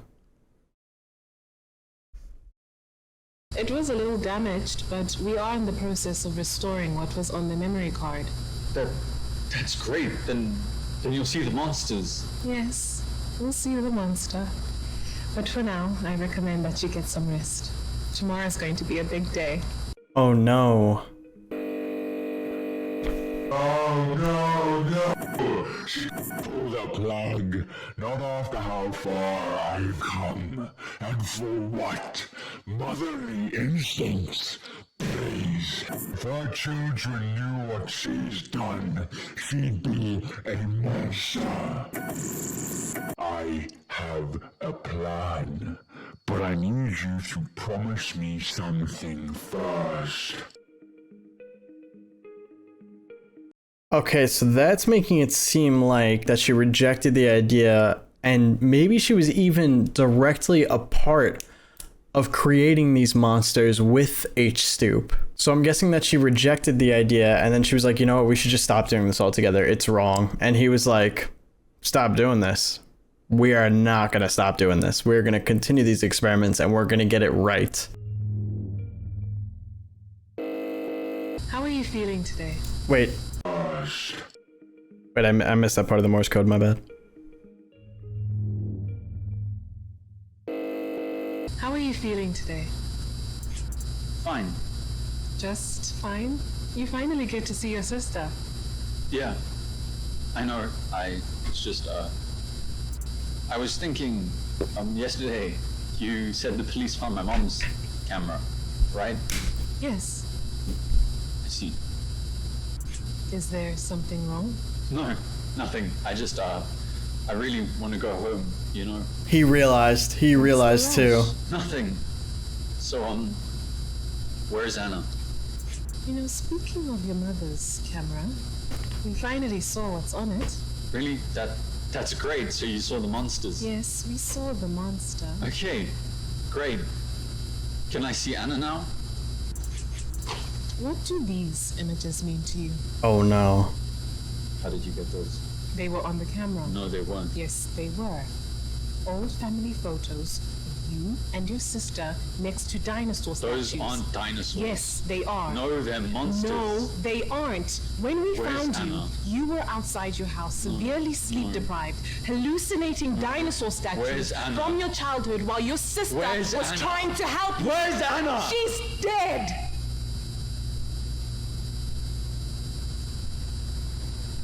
No. No. The lack of sleep, combined with the nightmares, caused you to dissociate. I didn't. You killed her. I would have. The only monster was you.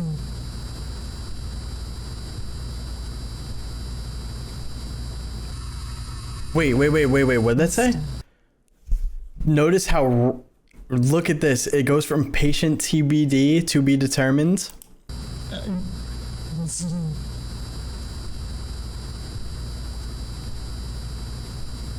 To success. I really don't know if Anna's dead or if they're just trying to mess with him, but they're definitely lying. He didn't disassociate that. We saw it. We saw it on camera. We've seen it on camera. We know that these things are real. But now I'm like double thinking, like, were those dinosaur statues? Were those actually dinosaurs when he was younger? Or no, I'm guessing that's probably a lie too, right? They could just be lying to him straight up about everything. All right, let's continue. We got 30 more seconds, 40 more seconds.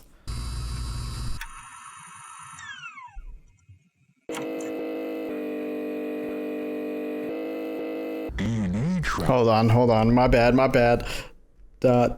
Underscore. Okay. No, Shelley. There's a step before that that's more important. To be able to convert the soul, you need to break their psyche. And in order to do that, well, there is nothing more painful to the human mind than a great and sudden change. All right, so there we go. They definitely could be lying to him about Anna being dead, and they're trying to psychologically manipulate him into thinking like he caused his sister's death because he's actually crazy. You know, throughout the whole series, I think he really does think that he's crazy and that it's all in his head. You know, he's having these nightmares, drawing these creatures. He thinks it's all just in his head, driving him nuts, until he actually sees that thing in his yard, and then he realizes it's real, and he realizes the memories from when he was younger, like this thing actually took his mom. Now he's gonna figure it all out, and now they're trying to like go back on that and be like, no, no, no, they were never real. Your lack of sleep made you dissociate, and it was all in your head. And now your sister died because you weren't there for her. So now he's going to be mentally destroyed because his sister died and it was apparently all his fault. Meanwhile, this is just a part of their plan of destroying his psyche so that they could fully do this experiment on him. Now, another thing is I would like to go over the Morse code, because there was a lot of Morse code in that video. Okay, so the Morse code in that one translates to "what am I?" with a question mark at the end, which I'm guessing, again, all of these Morse code things seem to be coming from R. So, am I not destined to be the monster? What am I? Or I am not destined to be the monster. What am I? All right, let's jump into the next one. Disc 11. Patient 10.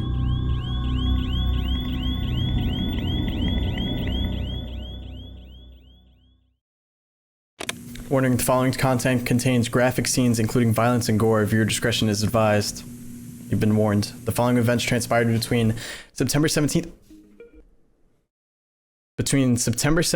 2007 and November 20th, 2007, which is one day before the new teeth video. I called it. This was going to lead up. And he is patient 10. I'm calling it. He is exhibit 10. Benefactor, Thricon Chemical, Project SCT Program, Project Leads H. Stoop, S. Walton. God. Patient 10. Associated Company, Nurturing S. Nurturing Souls. Yes, it's all been happening since he was a child, dude. I'm just gonna go over it one more time because I do feel like it's been complicated how I've explained it. So let me just explain it one more time really quick. R's mother worked with this company, worked with Thricon Chemical. And what they were doing was they were taking humans and turning them into some kind of dinosaur human hybrid transformation thing. And they kept failing.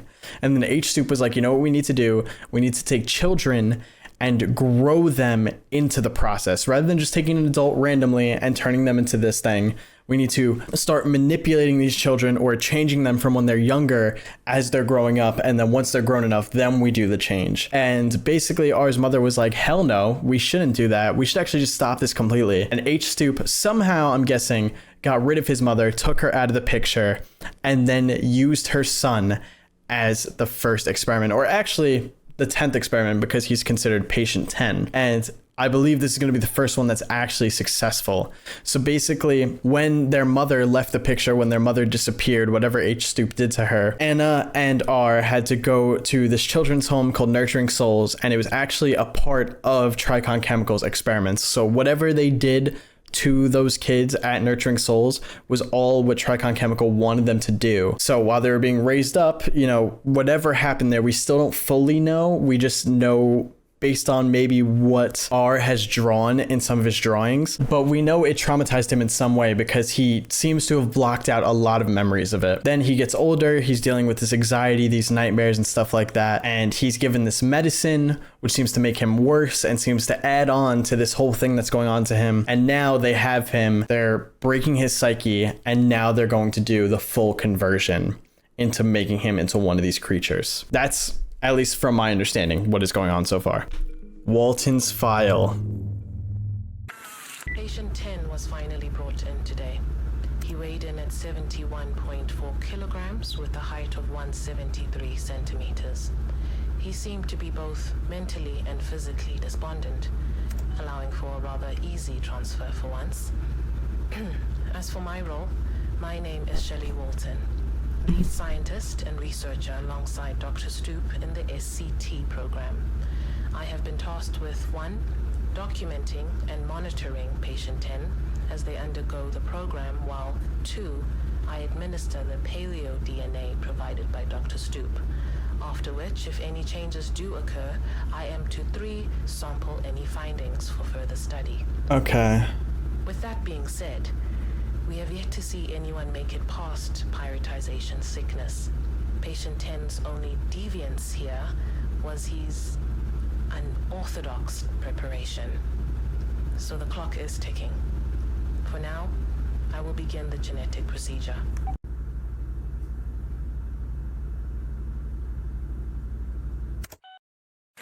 Ooh, wait, hold on. Was that a flashed image there? No, it was just like static. Okay, I just wanted to make sure. A week has passed since patient 10 has come into our care. He weighs in at 71.8 kilograms with a height of 173 centimeters. The extracted aDNA genome from Dr. Stoop's cells, in combination with patient 10's prior medication, allowed for a much higher rate of stabilization post-procedure. Okay, so that just confirms that he was like given some kind of medicine which just aided in this whole process of him being transformed. He is now transgenic in nature. For those listening, I assure you your concerns for our caution are unwarranted. Our main goal is to increase the success rate of the program, which will hopefully explain the new method of selection for our patients. From a scientific standpoint, our theory should work, yet we keep encountering the same obstacle. Prioritization sickness. At least that's what we call it. So far, patient 10 remains withdrawn. He will be placed in solitary confinement for further study. No symptoms have developed as of yet, and I will continue monitoring for any mutations as the program continues. Oh, and lastly, I've halted the termination for Exhibit 6's debris due to her link to patient 10. It may prove useful.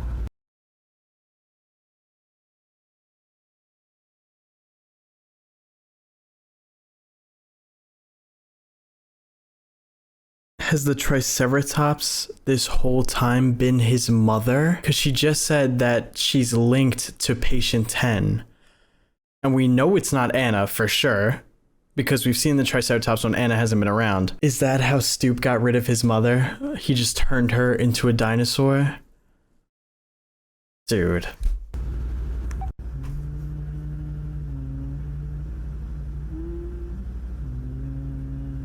Oh, he's humming his mother's song.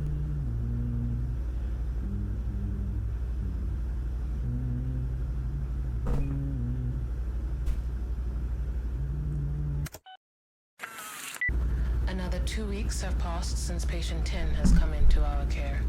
He weighs in at 78.2 kilograms with a height of 177 centimeters. Is he more muscular now? Albeit slower, symptoms are starting to develop. This is evident in his increased physical mass and height, plus the paling of his skin due to the decreased blood flow. How should I explain this? As you probably know, the human body consists of roughly 60 to 70% water. When the aDNA is introduced into a patient, a process akin to pyritization occurs. The patient's cells will start to decay, producing sulfide, which reacts to the iron in the blood, thus forming a substance similar to pyrite. The pyrite will slowly spread throughout the body, firstly replacing the calcium in the bones and spreading outwards from there.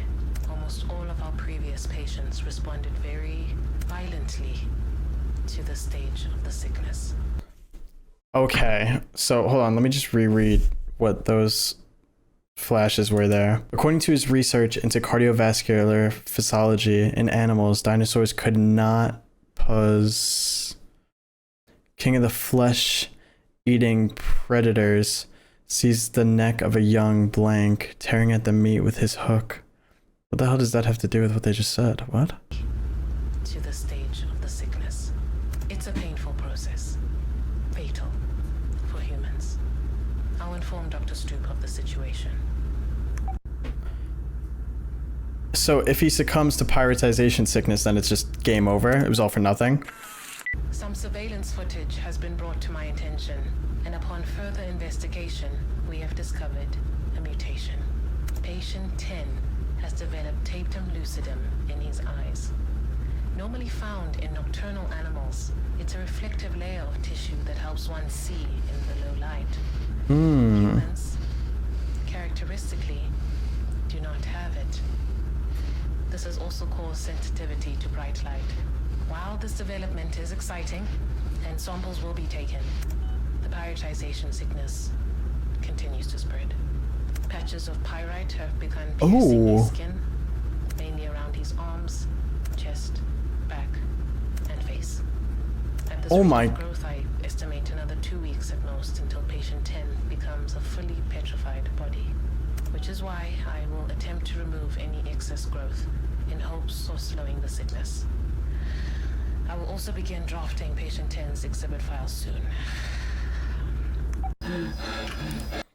Okay, so he got a development where he now has a reflective layer over his eyes, so it's easier for him to see in the dark. And he's getting really bad pyrotization sickness, which if he gets enough of that, he will just die, is what I'm understanding here. But they're going to make an attempt to remove excess amounts of it that are, like, I guess on the surface to try to slow it down.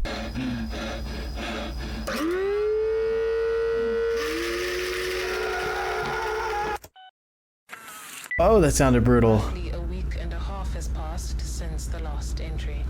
Patient 10 weighs in at 96.1 kilograms and a height of 186 centimeters. Also, there is a clarification upon Dr. Stoop's request.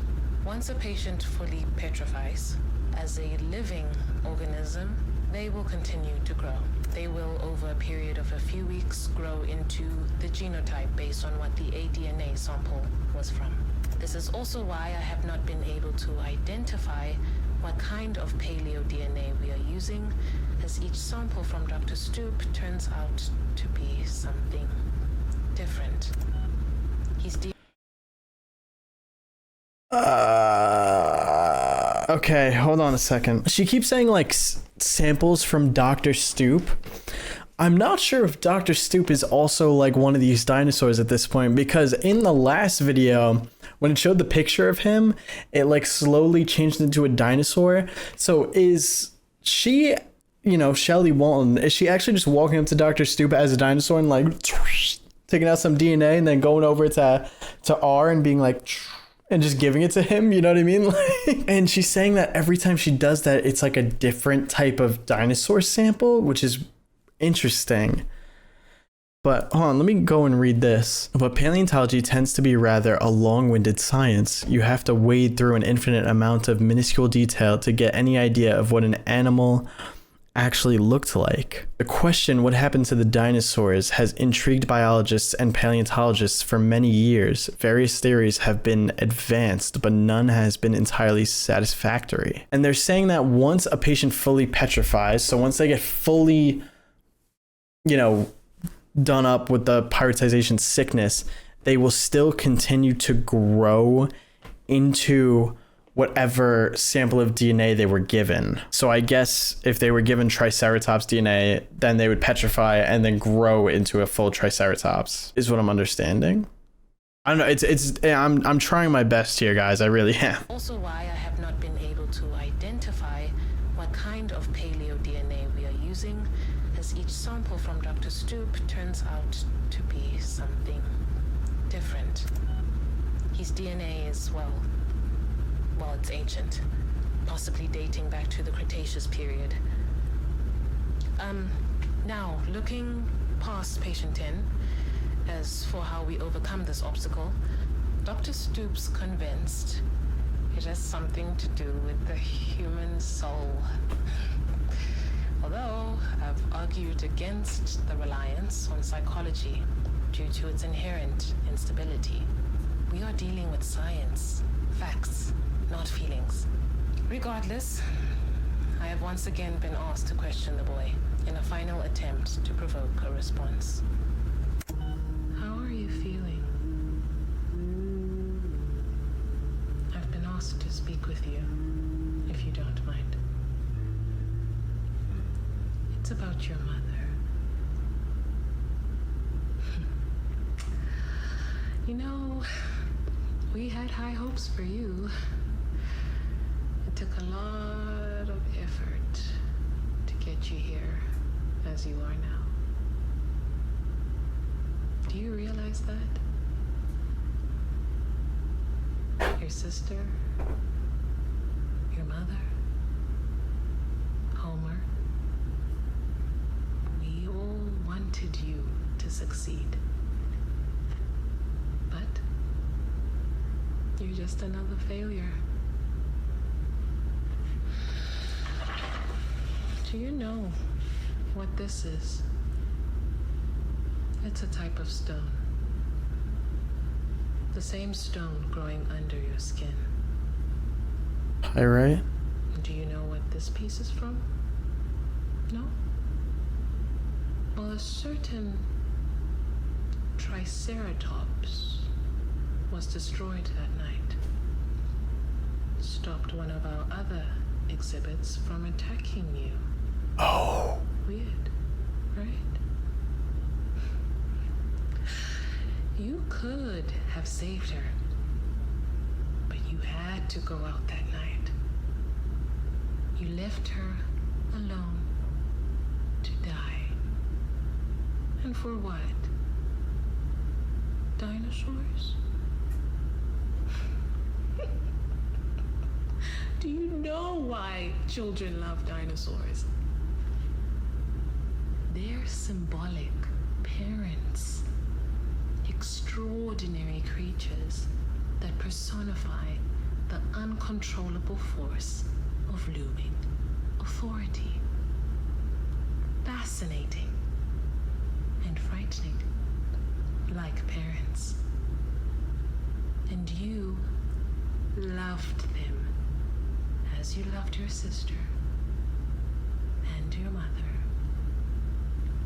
Only a real monster could be capable of killing such a creature. Is he missing his arm? Did they cut his arm off to try to stop the piratisation? Or is his arm just behind his back and I can't see it from this angle? It looks like they tried to cut off his arm though. Oh my god, he just looks severely like hurt and injured. He's got stuff on his face. His arms are bandaged. And if they chopped off his arm too, my god, dude. So, will you die to sickness? Or will you show me what you truly are? We are locking patient 10 in isolation until he fully succumbs to the final stage of his sickness. His file will be archived under patient 10 alongside the others in the SCT program. I estimate a growth period of about 2 weeks, after which I will finalize his exhibit status based on his genotype. It's unfortunate. I think we were all hoping for a breakthrough, but Homer Stoop's knowledge failed. All he did was create a broken boy. A broken boy who thinks he's a monster. Oh no, okay, he still has his arm. Okay.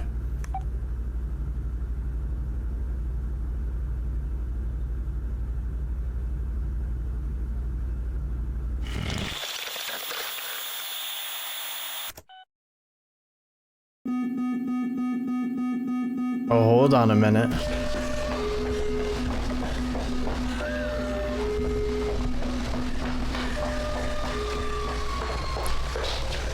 He broke out, didn't he?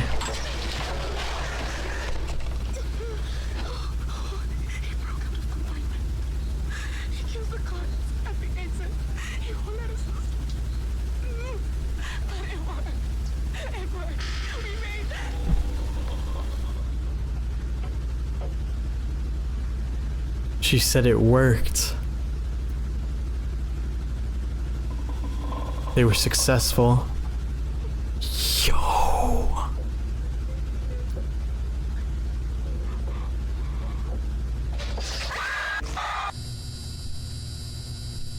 Oh my god.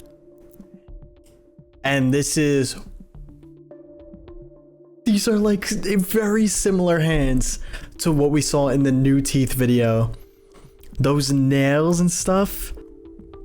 Oh my god, you can like... Look at his face, look at those teeth. Oh my god. And then what he looks like at the end? It looks like, I can't tell if this is a bandage or if his like bone structure on his face has changed. And those hands are sick. That looks insane. I will say the creator Alex did pin a comment under this video saying, trigger warning, just want to say all effects in this video are practical, thus fake. Insane that this was done practically. That is so sick. Like they must have, I don't know, made those hands or done the makeup for those hands. It looks sick. Just like the way that they showed the prioritization tool on his face and on his arms also looked amazing, man. Practical is sick. So good. But they were wrong. I mean, well, Shelley Walton was wrong because she thought that they weren't actually going to successfully turn him into what they wanted. They thought he was just going to succumb to pyrite disease like previous patients, but he did not. Something must have changed, and I'm guessing it's from her final talk with him where she was just kind of trying to get a reaction out of him by saying all these horrible things to him. I have no idea what's gonna happen now. There are only 2 videos left. Ah, man. I love this series. This is so good.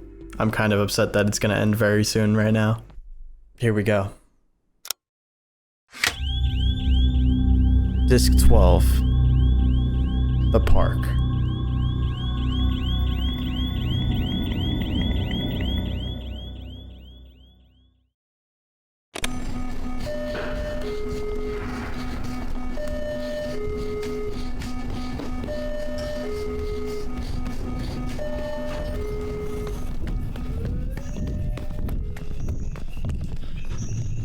Ooh.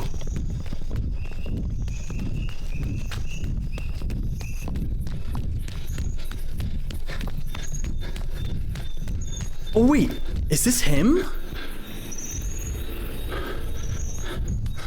I saw his claw there for a second.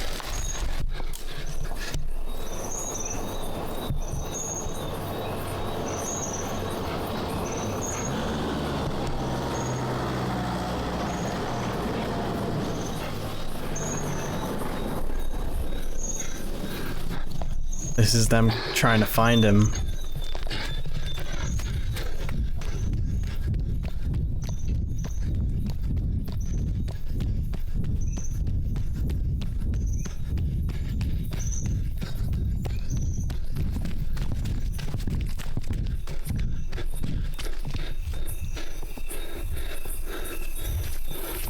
Fence.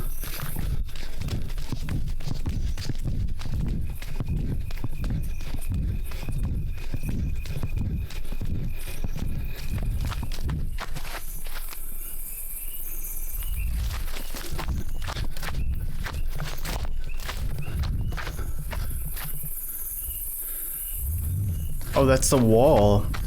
That's the wall with the fence on top from the first video. Yep. Wow, that's the exact same gate, too.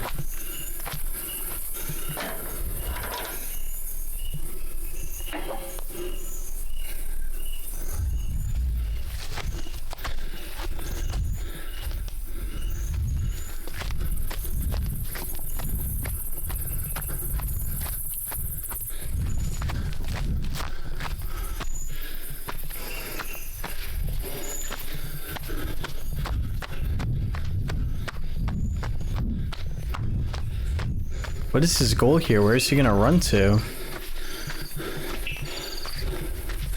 Like, I mean, you're kind of a monster now, dude.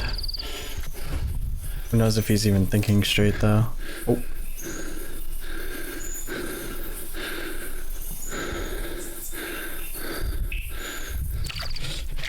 Ooh, water.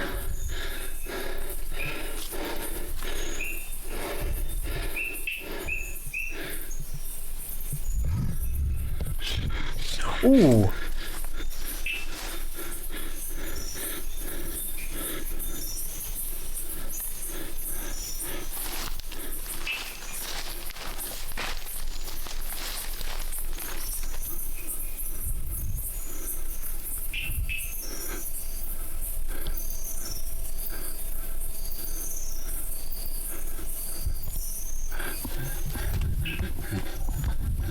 Oh my god. Wait. The fact that he saw water, and I believe that dinosaur is the same one from the first picture that we saw. You know the picture where it shows the water and it shows like that statue in the water from when he was a kid? I think this takes place at the exact same location because that matches the picture, the water, that dinosaur statue in the water is the exact same place. Yup, that's the same alligator that he saw in that picture from when he was younger.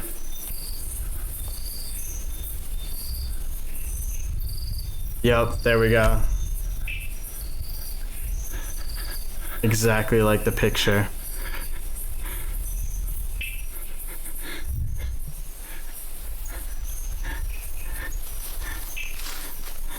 So what I'm trying to understand now is because they call them like exhibits. So I'm wondering now, because the pyrotization sickness, right, apparently petrifies you, and then over the course of like 2 weeks you grow into whatever dinosaur DNA you were injected with. So does that mean that, you know, that alligator there, that dinosaur there, those were previously people, but they were also failed experiments because they fell to the pyrotization sickness. So now they're just like statues pretty much. That could also explain, like, maybe they can't fully move their body around like completely like a normal dinosaur could, but maybe they could still move like almost like a weeping angel, I guess. If you guys know weeping angel statues, maybe they could still move like that, and that's what that sound is, that stone on stone sound that we kept hearing. Maybe that's what it is.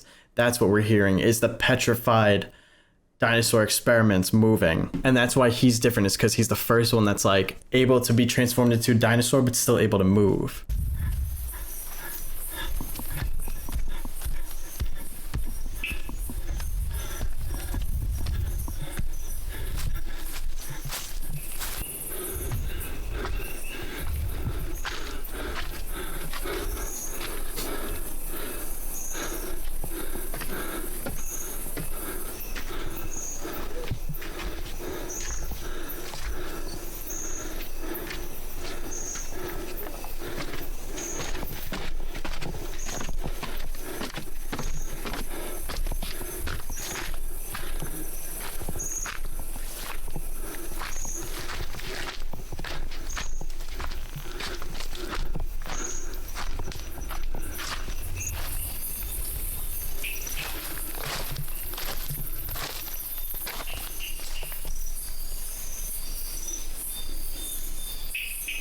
Another one.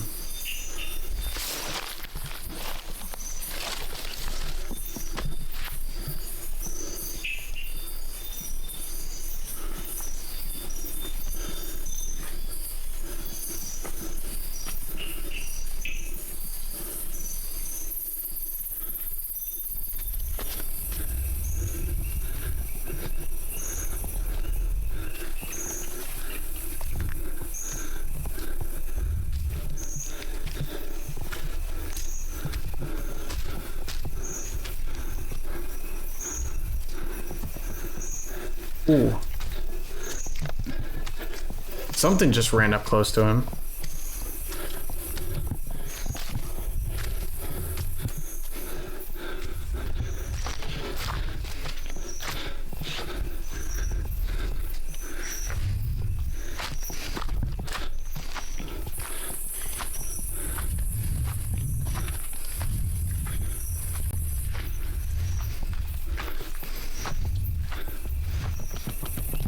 Yep, there it is.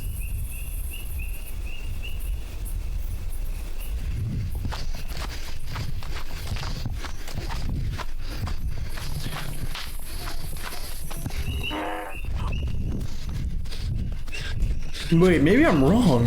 Oh.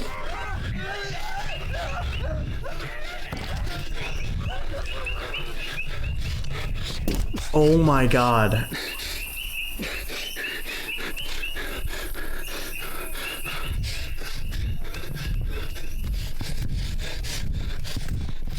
Wait, was that the guy that got, you know, like his body was like halved in the first video. Is this taking place at the same time?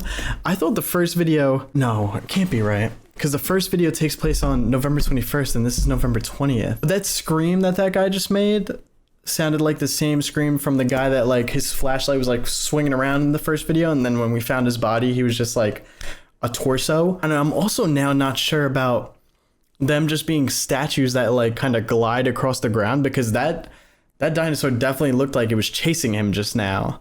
Even though we didn't see it like actually move, it still was following him. I'm very unsure right now.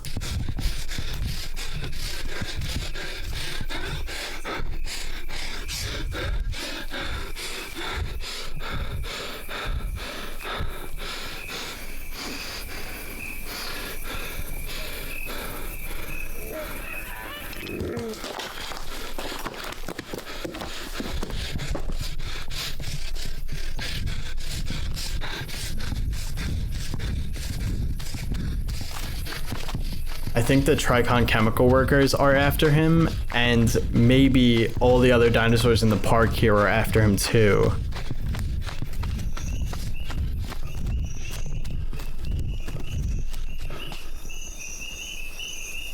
Oh, that's a big one.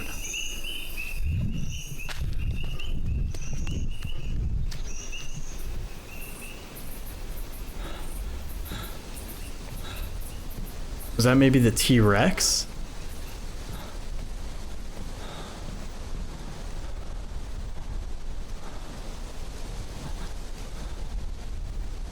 Yep, that looks like the T-Rex. Oh my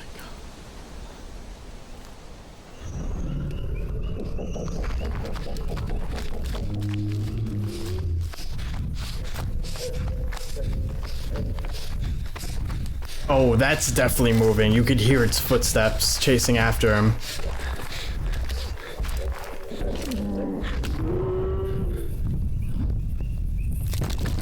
Ooh! He just fell off some kind of cliff.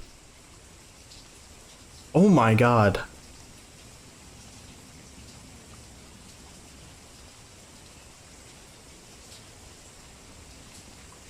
It is 10 hours later.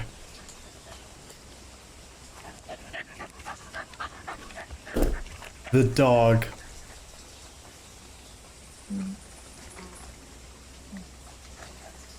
Oh my god. The neighborhood dog found him.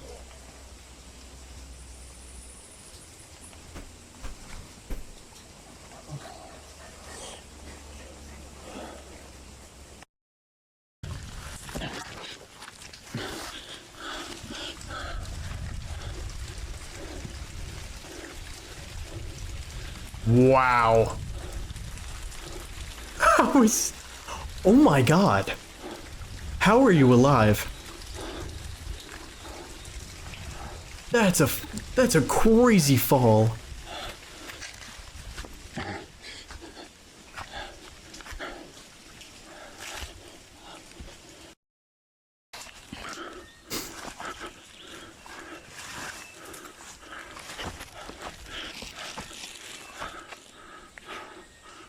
Oh my god. We are in the mountains. How did this dog find him?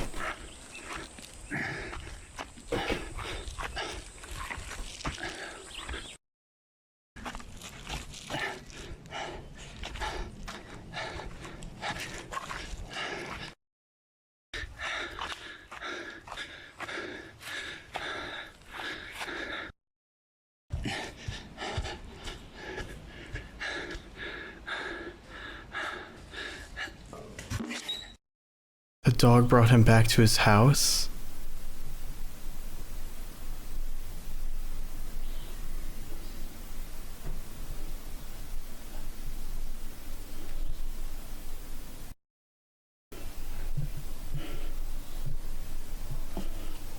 Oh, look at all the blood.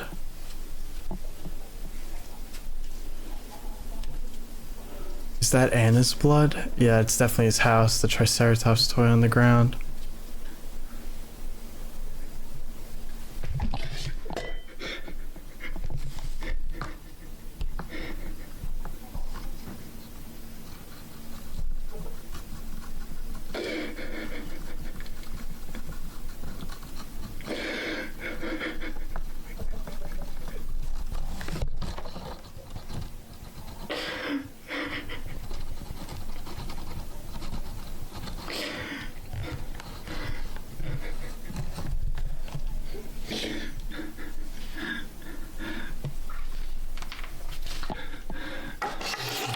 Oh, his hands.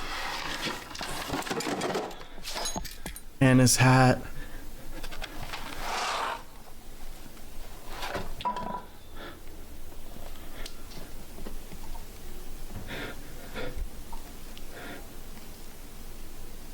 A disc. That's why the last thing she said was my cowboy hat.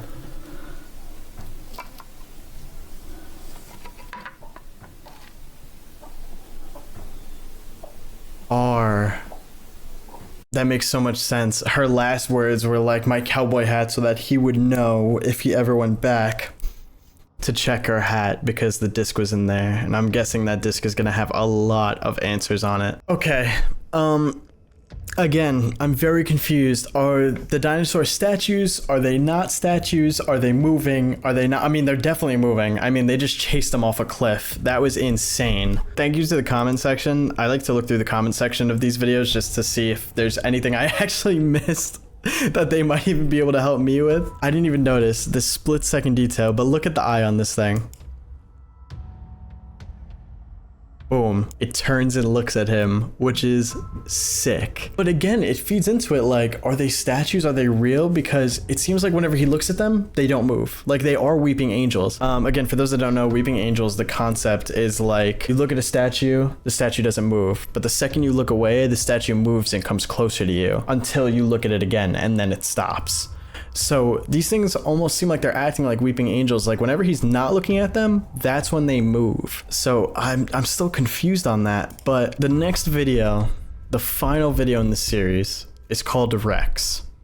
Our main character this whole time has been called R. So I guess that's his full name, is Rex, which just falls into the dinosaur thing so much more now and makes so much more sense that that would be his name. So I'm hoping that this tape that we're about to listen to explains everything that's happened, because I'm still so unsure. I feel like I have the most of the story completed and how I explained it before, but I'm just unsure about if they're statues, if they're not statues, what's going on with that.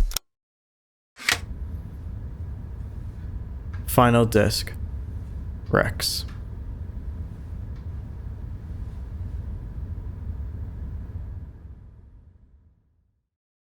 Before you hear this, I just want you to know, Rex, none of this is your fault. You need to know that, okay? Mom worked for a company called Thricon Chemical. It was a bioengineering facility focused on resurrecting extinct species. Mom, she did things that I know she wouldn't be proud of. And in the end, she did draw the line for us. But it was too late. That day, you were so excited to see the dinosaurs. How could she say no? You were just for me. But Rex, those weren't dinosaurs. They were people. Your nightmares. They are real. And that day, he took her. But Mom, she never gave up on you. I'm sorry I didn't tell you sooner. But then you started getting sick. So I tried to get help. From the only place I knew. I had known what he was.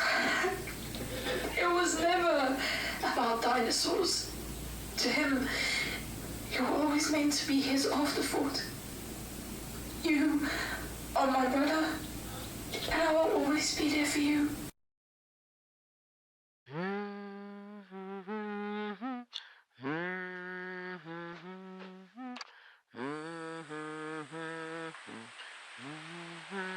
The purple top they said he was wearing in the first video.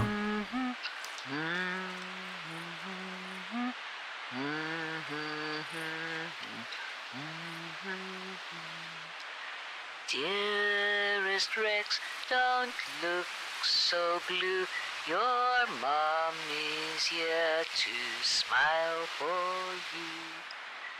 Darling Rex, with eyes so blue, your sleepy time is overdue.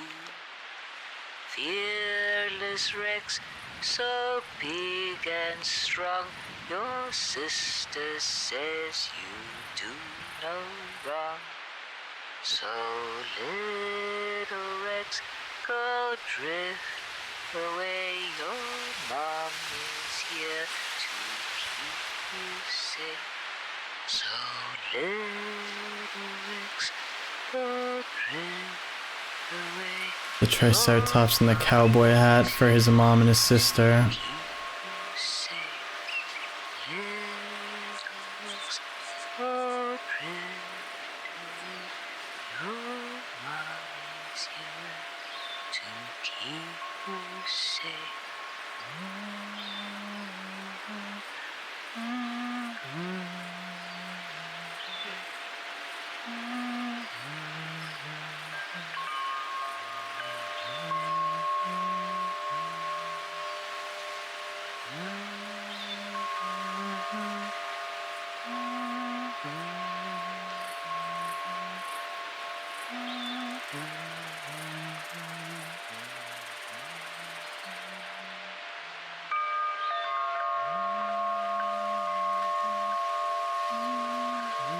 Dinosaurs on the prowl. Dinosaurs still roam. New theory on end of dinosaurs.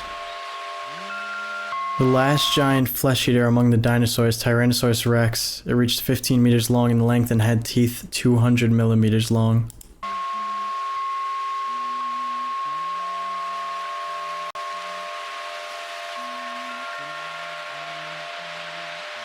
Wait, hold on.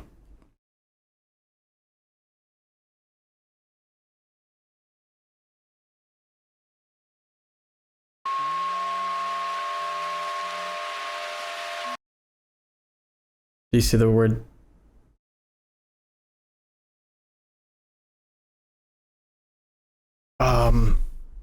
What does that say? Okay, for some reason Google Translate isn't telling me what language that is, but it says it translates to fierce lizard.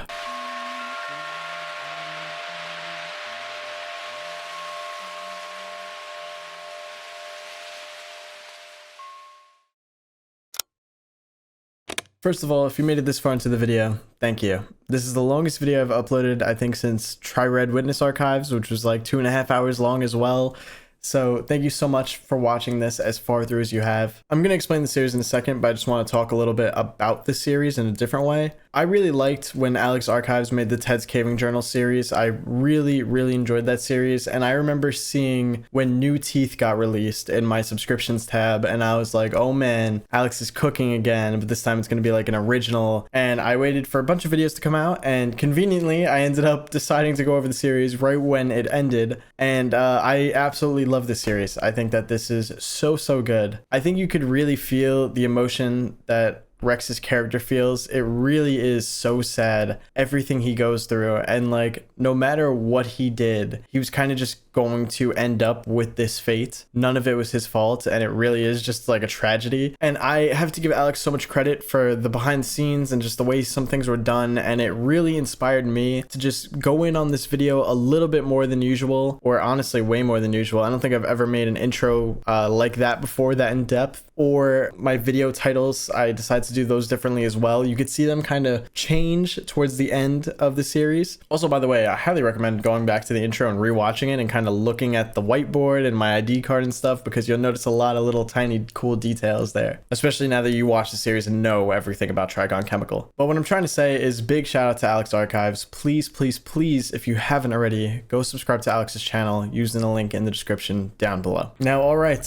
I'm going to try my best to explain the series to you on how I perceived it throughout the entire thing. There are definitely a lot of things that we don't know, and there's a lot of things that could lead to a potential season 2 of this series, but we'll try to go over everything here. R and Anna's mom, I'm just gonna call her Mom. So Mom works at Thricon Chemical, and their goal is to resurrect extinct species. Now, from the jump, it seems that Thricon Chemical is a very messed up company, because it seems that regardless of Rex and everything like that, they were already doing human trials before him. So they were basically trying to take humans and transform them into these once extinct species. And my guess is that this was for like money pretty much, because their goal at the end of the day was to open up a park where you would be able to look and see these creatures. And I mean, that would be huge if you were able to be like, yo, listen, we have dinosaurs at our park, living dinosaurs. Yes, we brought them back. People would like run to those parks immediately because they'd be like, whoa, that's insane. Probably pay lots of money to see it. It seems that experiments 1 to 5 were all on humans and they were done on adults and they were all failures. When they tried to turn these humans into these once extinct creatures, they all succumbed to pyretization sickness. Now, just to go over it again, pyretization sickness is when eventually you're injected with the DNA and your body over time completely freezes up because it becomes like entirely that stone material pyrite. And then once you're completely still, your body continues to grow into the DNA that you were given. So an example would be if I was given T-Rex DNA, I would succumb to pyretization sickness, completely freeze, unable to move because my body is just complete pyrite. And then my body would continue to evolve until I was eventually just a still T-Rex. We're gonna go over more of that again later. But mom is working on this and it's just not going well. They keep succumbing to pyretization sickness and they need to figure out something new. H. Stoop comes in and is like, listen, what if we, did some of this work with the soul? We started when they were younger, experimenting on them and raising them into this transformation, rather than just taking someone and transforming them right away. At this point, mom is like, yeah, no, this is too dark for me. I've already done too many bad things and we're not going to start doing this on younger people. And obviously H. Stoop is not happy with this. He thinks that this is the way going forward. They need to convert people as they grow to successfully bring back these once extinct creatures. So mom decides that she's going to quit, and it seems that she decides to do this around Rex's 7th birthday. Now at this point she had already promised Rex and Anna that she would bring them to the park, which is basically where she works, where we see those dinosaur statues and those old photos. She had already promised to bring them there. Rex was so excited to go, so she's like, all right, I'll bring you guys there. This is where things get really rocky in the history, because at some point between them going to the park together and then them ending up at Nurturing Souls, we don't really know what happened. We know that the mom disappears, and we know that Rex gets really traumatized about what happened in this area. Now, my guess is that Rex probably saw some of these pyretized, old experiments start moving when they were at the park, and they may have traumatized him. Who knows? Maybe one of them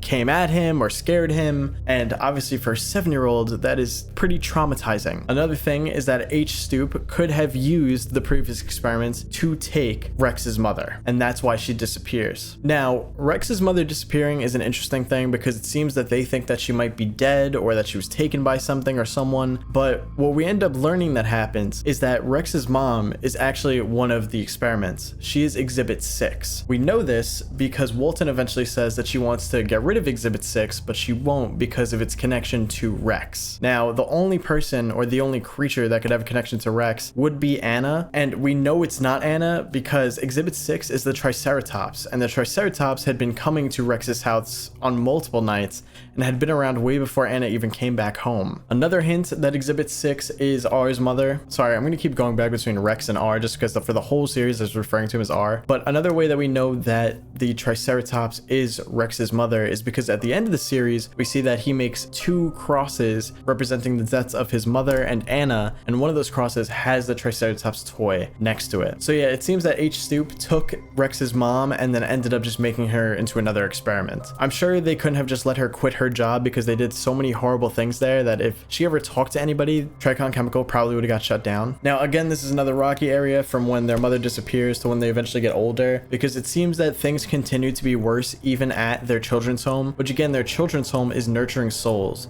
which at first we kind of thought might have just been a normal children's home, but we later learn in the Thricon Chemical videos that it was an associated company with Thricon Chemical, so they were in on this the whole time as well. Who knows what actually went down there that might have affected Rex's upbringing to further that conversion process that H. Stoop wanted to do. Again, he wants to start converting these subjects when they were younger as they were growing older. So the fact that Nurturing Souls, where Rex grew up, was a part of Thricon Chemical probably shows that they did some things there or maybe manipulated him a bit to make this conversion go over smoother. I mean, the next time we see Rex in the timeline is basically in log 1, where we see that he's waking up having these nightmares, he struggles sleeping, he just feels like bad overall.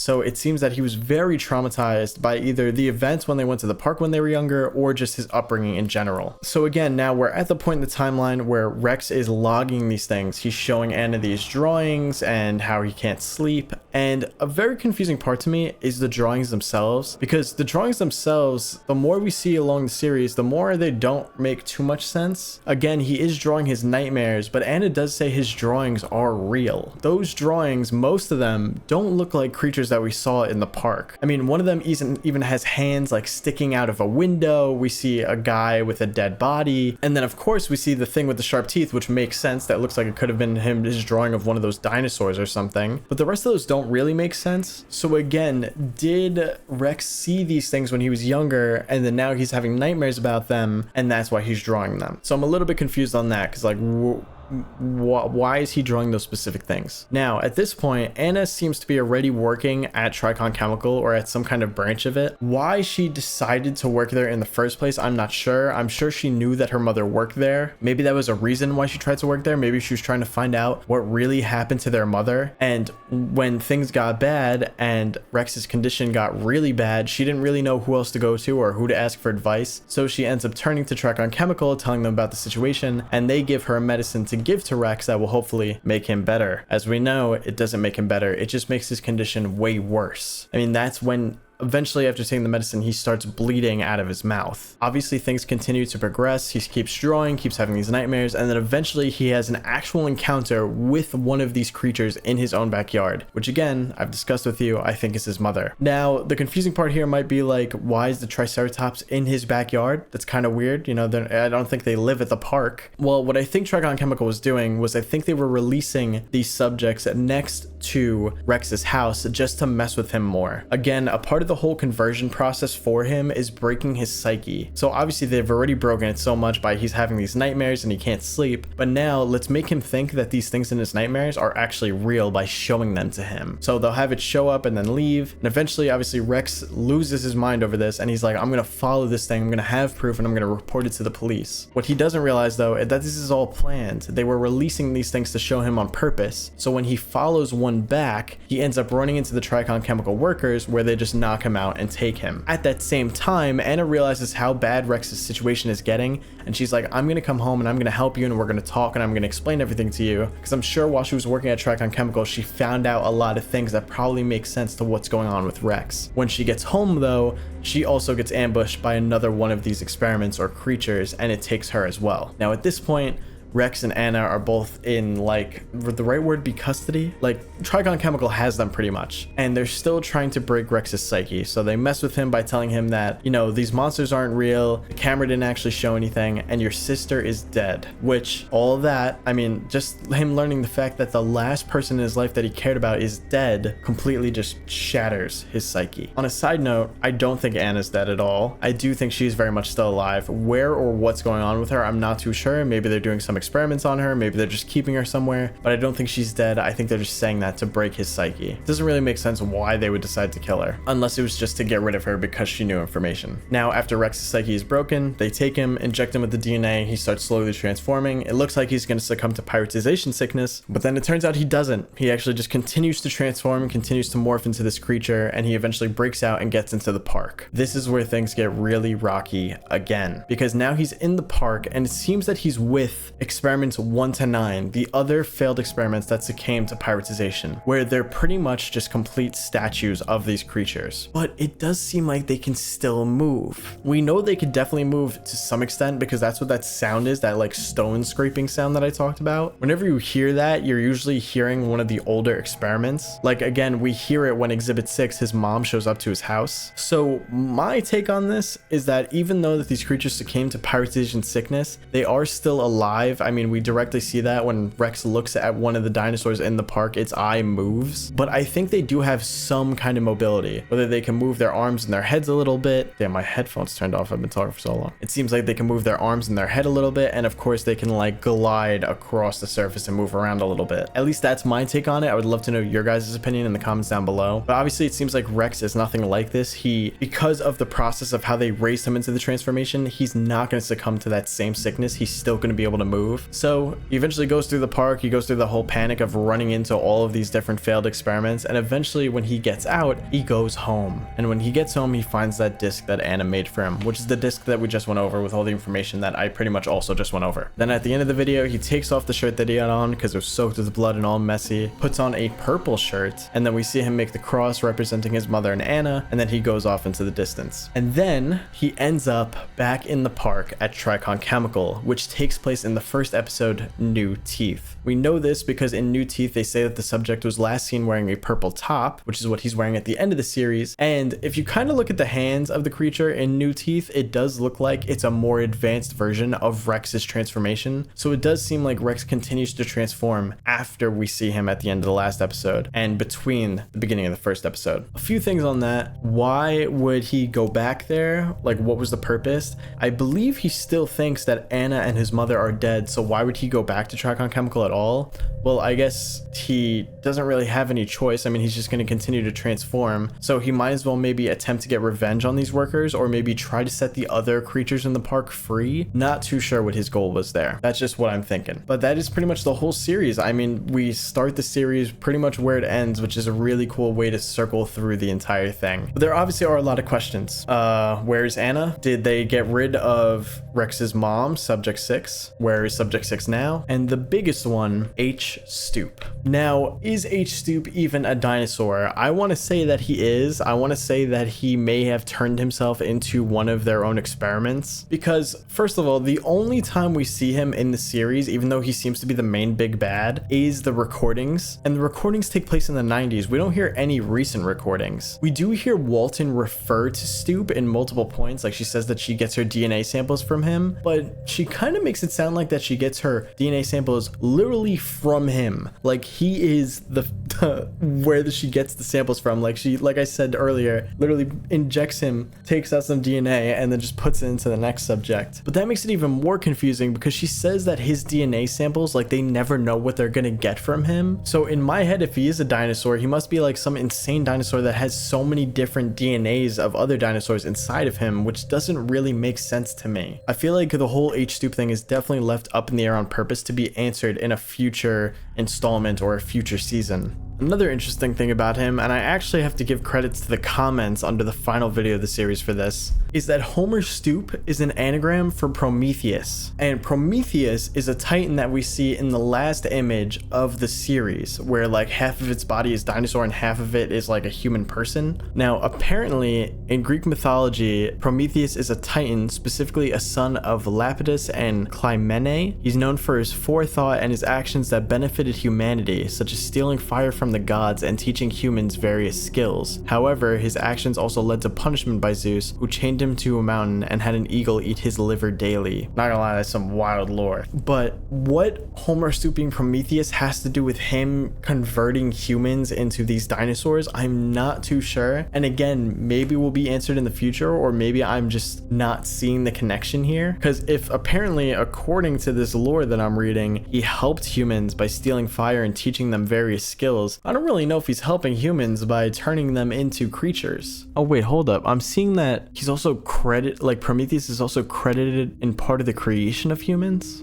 Again, I don't know. I just can't find the connection there. But that is pretty much how I interpret the whole series. If you guys disagree with anything that I said here, please be sure to let me know in the comments down below. And now, guys, I'm going to say it again to you. Please be sure to go and support Alex Archives, whose link to the channel will be at the top of the description down below. Please be sure to go and support your horror series content creators. Other ways that you can support Alex Archives are by becoming a member on their Patreon, where you can get some behind the scenes videos of how these series were made. You can go support them by following their social accounts on X, or you could go send the money on Ko-Fi to help them fund future projects. Again, the link to all these things will be in the description down below. Also, one last thing, Alex uploaded a Q&A/bloopers video for Hollow Birds, and some of the things that he answers have to do with the series, so I highly recommend you guys go check out that video. The link to that video will also be in the description down below. It's actually very cool because you get to see of how he made the series, he gets to answer some questions, and you just get to see some bloopers. And also, just the way he made the series was kind of insane. I don't think anybody really would have thought that that this is how he made it, but you'll see what I mean when you watch that video. It's very, very cool. Again, big shout out to Alex Archives. Incredible series. I love it so much. I would really appreciate if you guys go and support this creator just because it would help them create future videos. And I think they have such an incredible and bright future, whether it's producing another season for Hollow Birds or making a completely different series. I think whatever they come out with will be great. And all right, guys,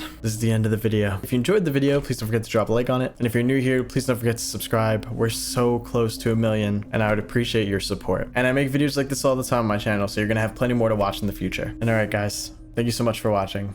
I hope you enjoyed this video as much as I enjoyed making it. And I'll see you guys in the next one.